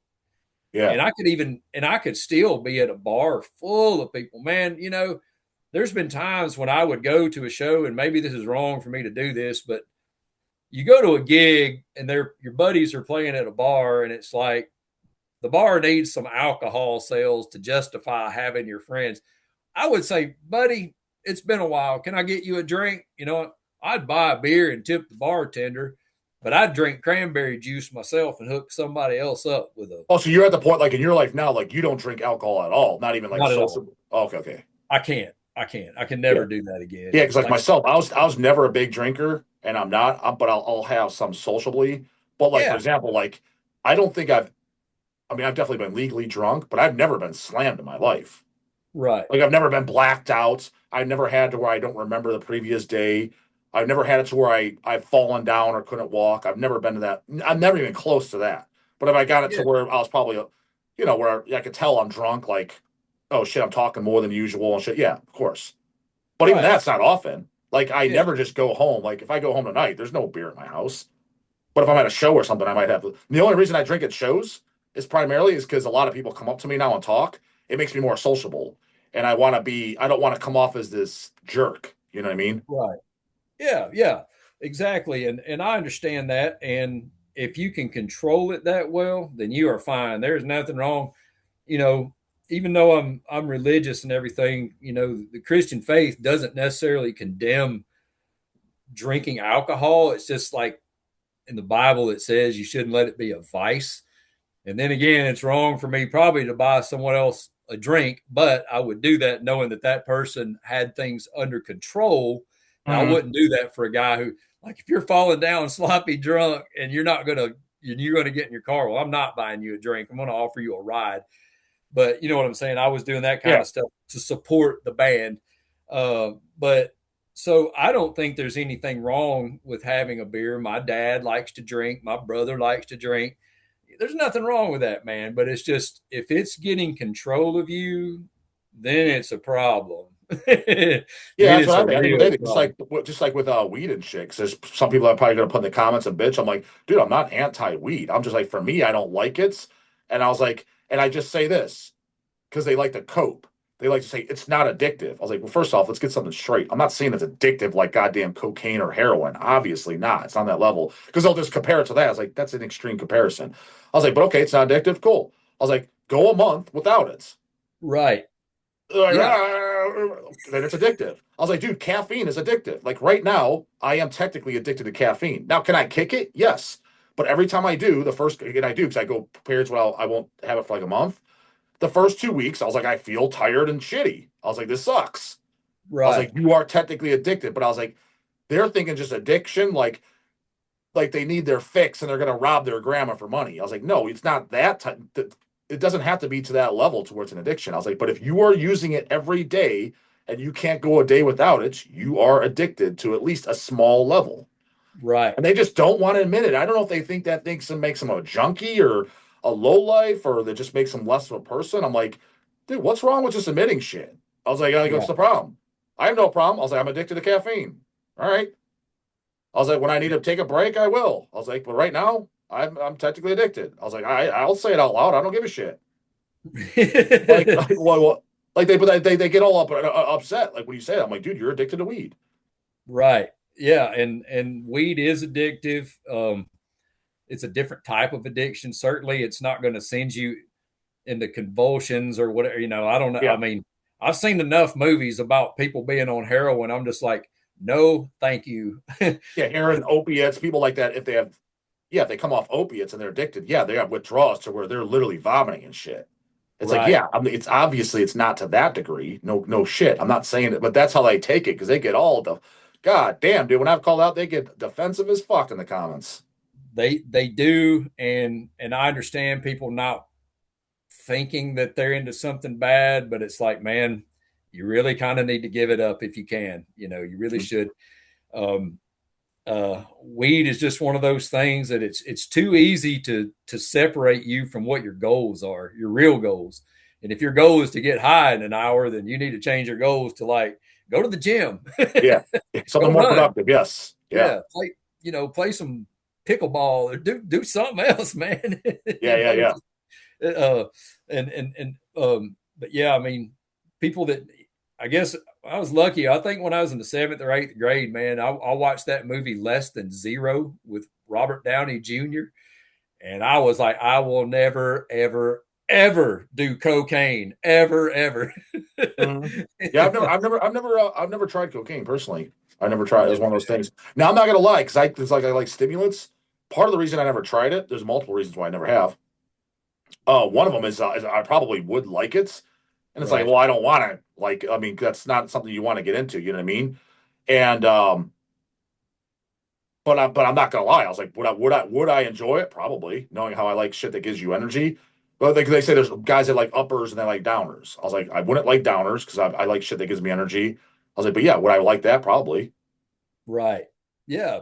Um, I'm like you, man. I'm definitely a caffeine addict. I've been pounding down this bad boy, some pink thing with black tea. Part of it, I and mean, I think a lot of guys that are trying to be productive and stuff, it's like, I was like, I do because I was like, I get more done. I'm more productive. I'm more alert. I was like, so, you know what I mean? right. And maybe Well, that's me justifying it. I was like, look, I got shit I got to get done. I was like, that's all I got to say.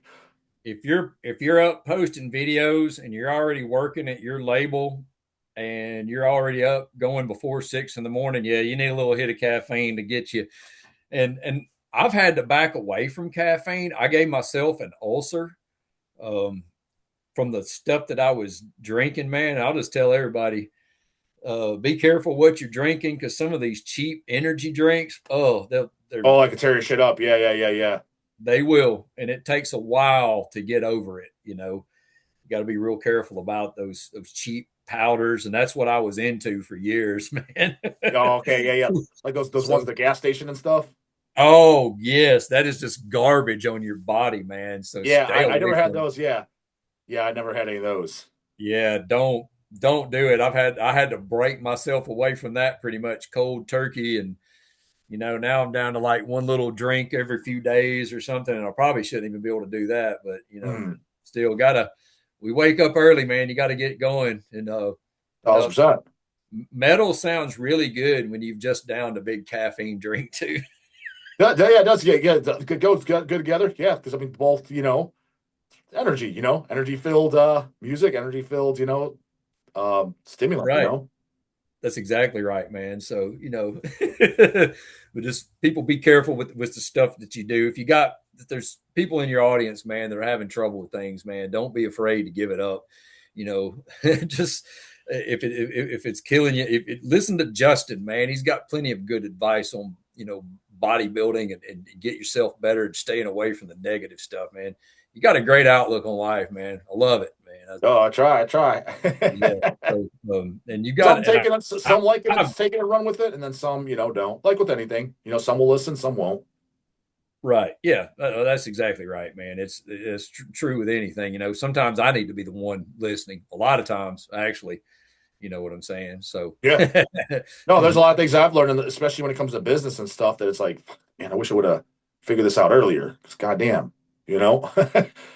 And it's the info's out there. It's just, sometimes it goes over your head or you're just whatever. And then I'm sure there's stuff right now I still need to learn. Well, actually, I know there is, right. you And, know? and you'll get there. I mean, you can't take it. Information is these days, it's a fire hose, man. Somebody's spraying you with a fire hose and you can try to get a drink of water. You can't get a Correct. Yeah, sip. yeah. It's too much. Yeah, 100%. How can you even absorb it all? Yeah. Right. And you got to have a life. I mean, you still like the other day we talked and you had set aside, very impressed. You set aside all of Valentine's Day to be with your wife. I was like, Oh, I yeah. didn't do that. That was cool of you, man. I didn't do that. I was like working or something most of the day. You know what I'm saying? Yeah. I should have been at home, but I wasn't. Yeah. But No, I mean, but that's how I run everything. You know what I'm saying? From, yeah, exactly. It's actually next month will be 10 years. My wife and I have been married. And then, so you got that's a job too. That's why a lot of people's relationships go to shit, is because it's like, you can't just like do nothing. You got to work on that too. You got to work on everything. right. You got to work on your own health. You got to work on your body. You got to work on your business. You got to work on your relationships. You don't, it's Yeah, gonna fall apart. it So will it's like, if we fall don't if we apart. don't care about it that much, then it's like, I guess don't do nothing about it, and yeah, see where it is.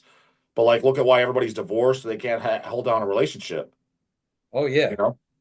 And I've been down those roads. I've been that apathetic guy, man, that just blew things off until there was nothing. You know what I'm saying? And you got to go through some hard experiences sometimes to get to get the right mindset. But you're a whole lot better off if you listen to people wiser than you before Correct. before they That's why I was. think I've always been looked up to people older than me in general. Yeah, Since when I first met you, again, like I said, I was interested in talking to the bands and shit. Which again, I was just a kid, so they're older than me.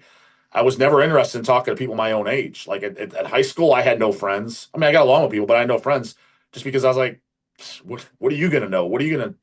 You're my age. You don't know anything. right. I always looked at people, yeah, because it's just incidentally they're gonna be wiser. You know. Now it's like, not necessarily do I look up people that are older than me. Some are my age, slightly younger or older, because obviously I'm a grown ass man now. But as a kid, it was always people older than me, always.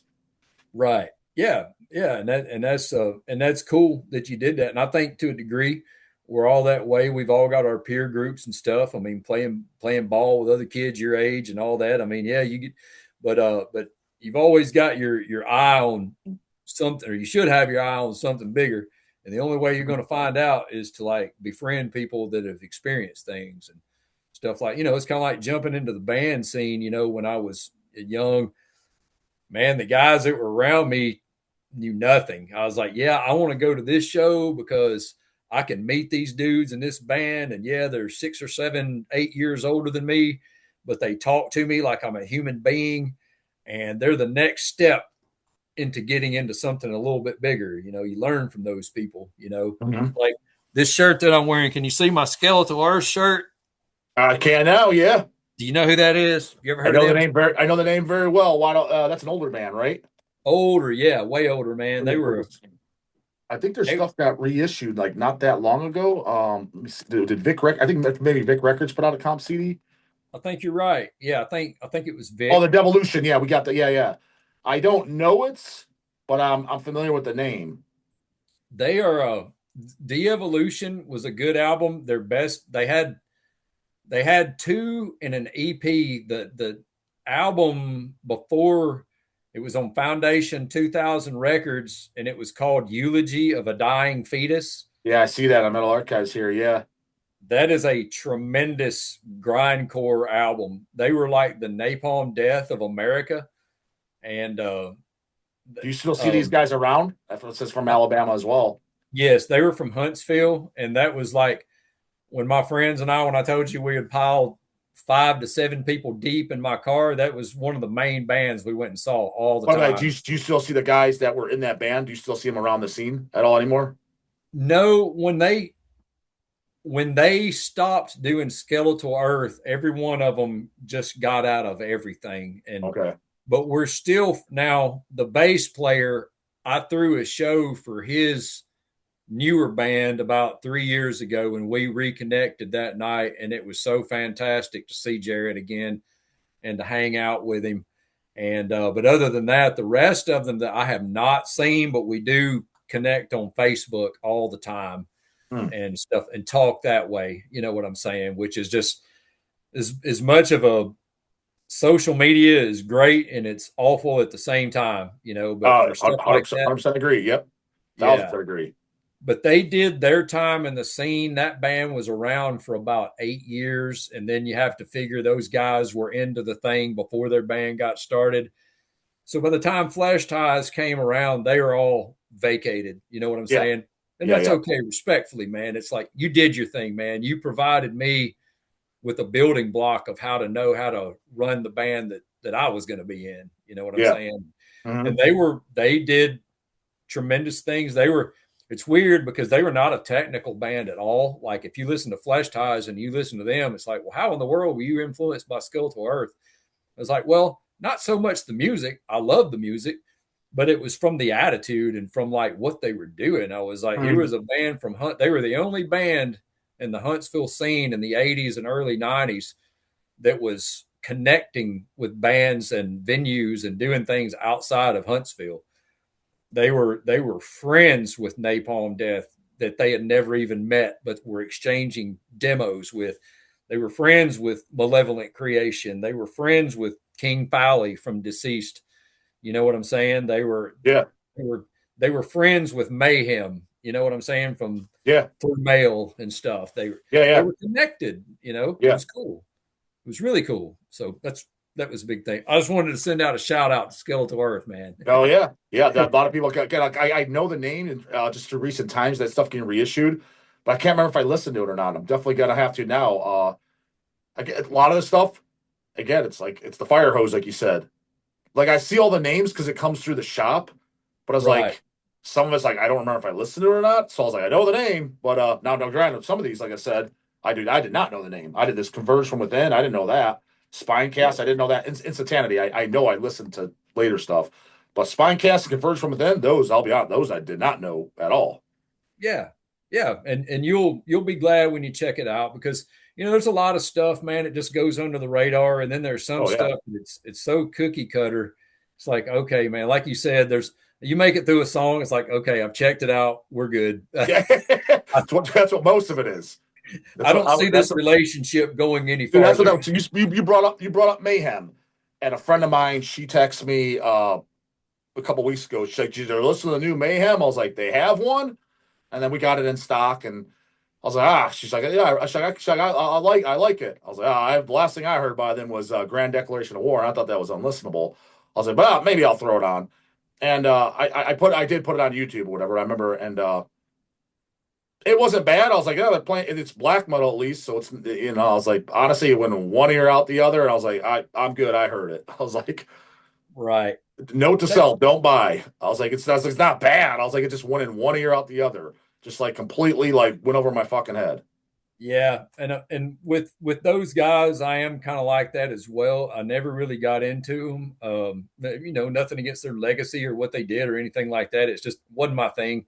There is some black metal that I did like, back in the day. I really liked Immortal and Emperor and Yeah. stuff. That was great stuff, man. And then locally, there was Bloodstained Dusk that was huge, man, for a little while, in America anyway, and definitely big in this area. Those were my Bloodstained friends. Dust. That's another Alabama band.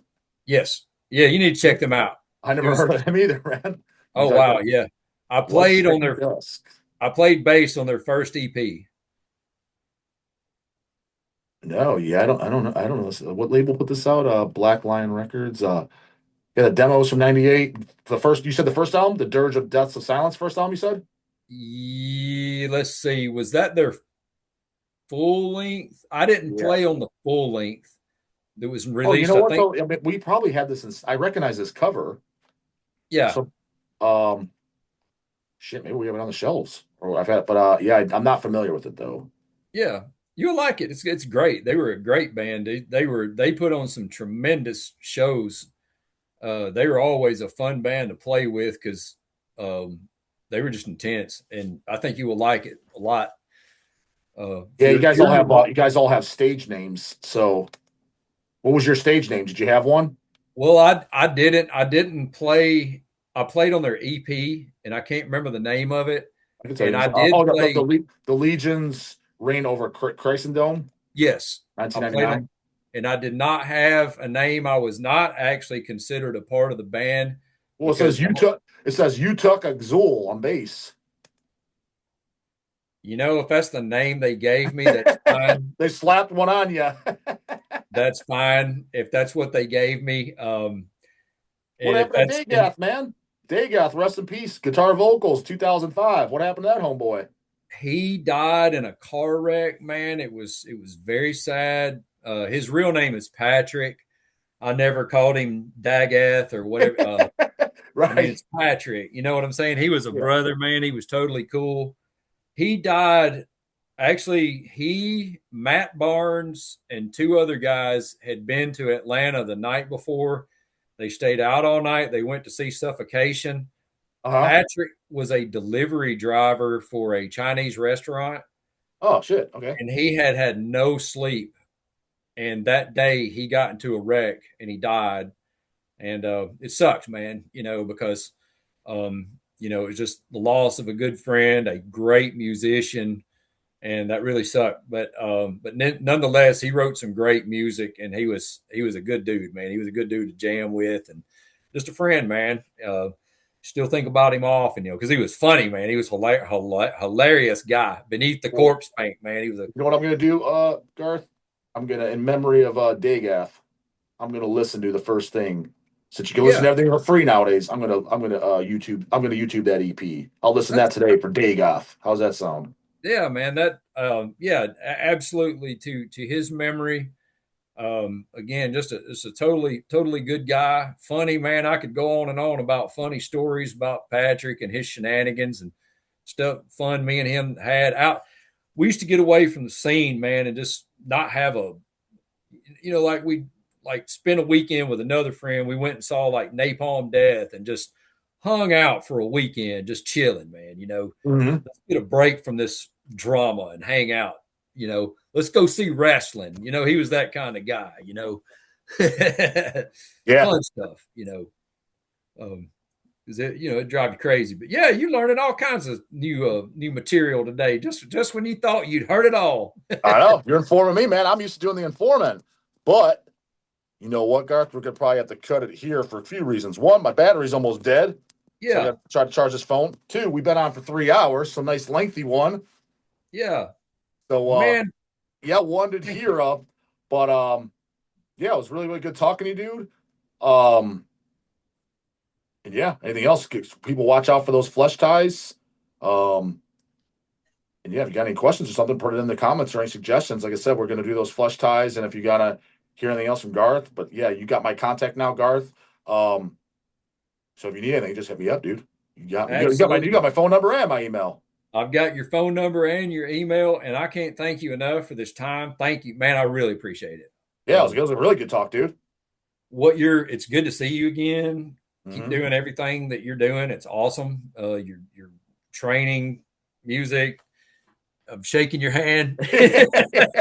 Right. Bro hug. Yeah. Thank you for what you're doing for the legacy of Fleshtized. I really appreciate it. I appreciate working with you guys, man. I look forward to that stuff coming out. But yeah, just finish up that bio, send it over to me, and yeah, anything else, just hit me up. Okay. Well, good deal, man. Well, thank you so much. You have a good afternoon. You too. It's really good talking to you. All right. Take care, man. Take care. Okay. Later, bro.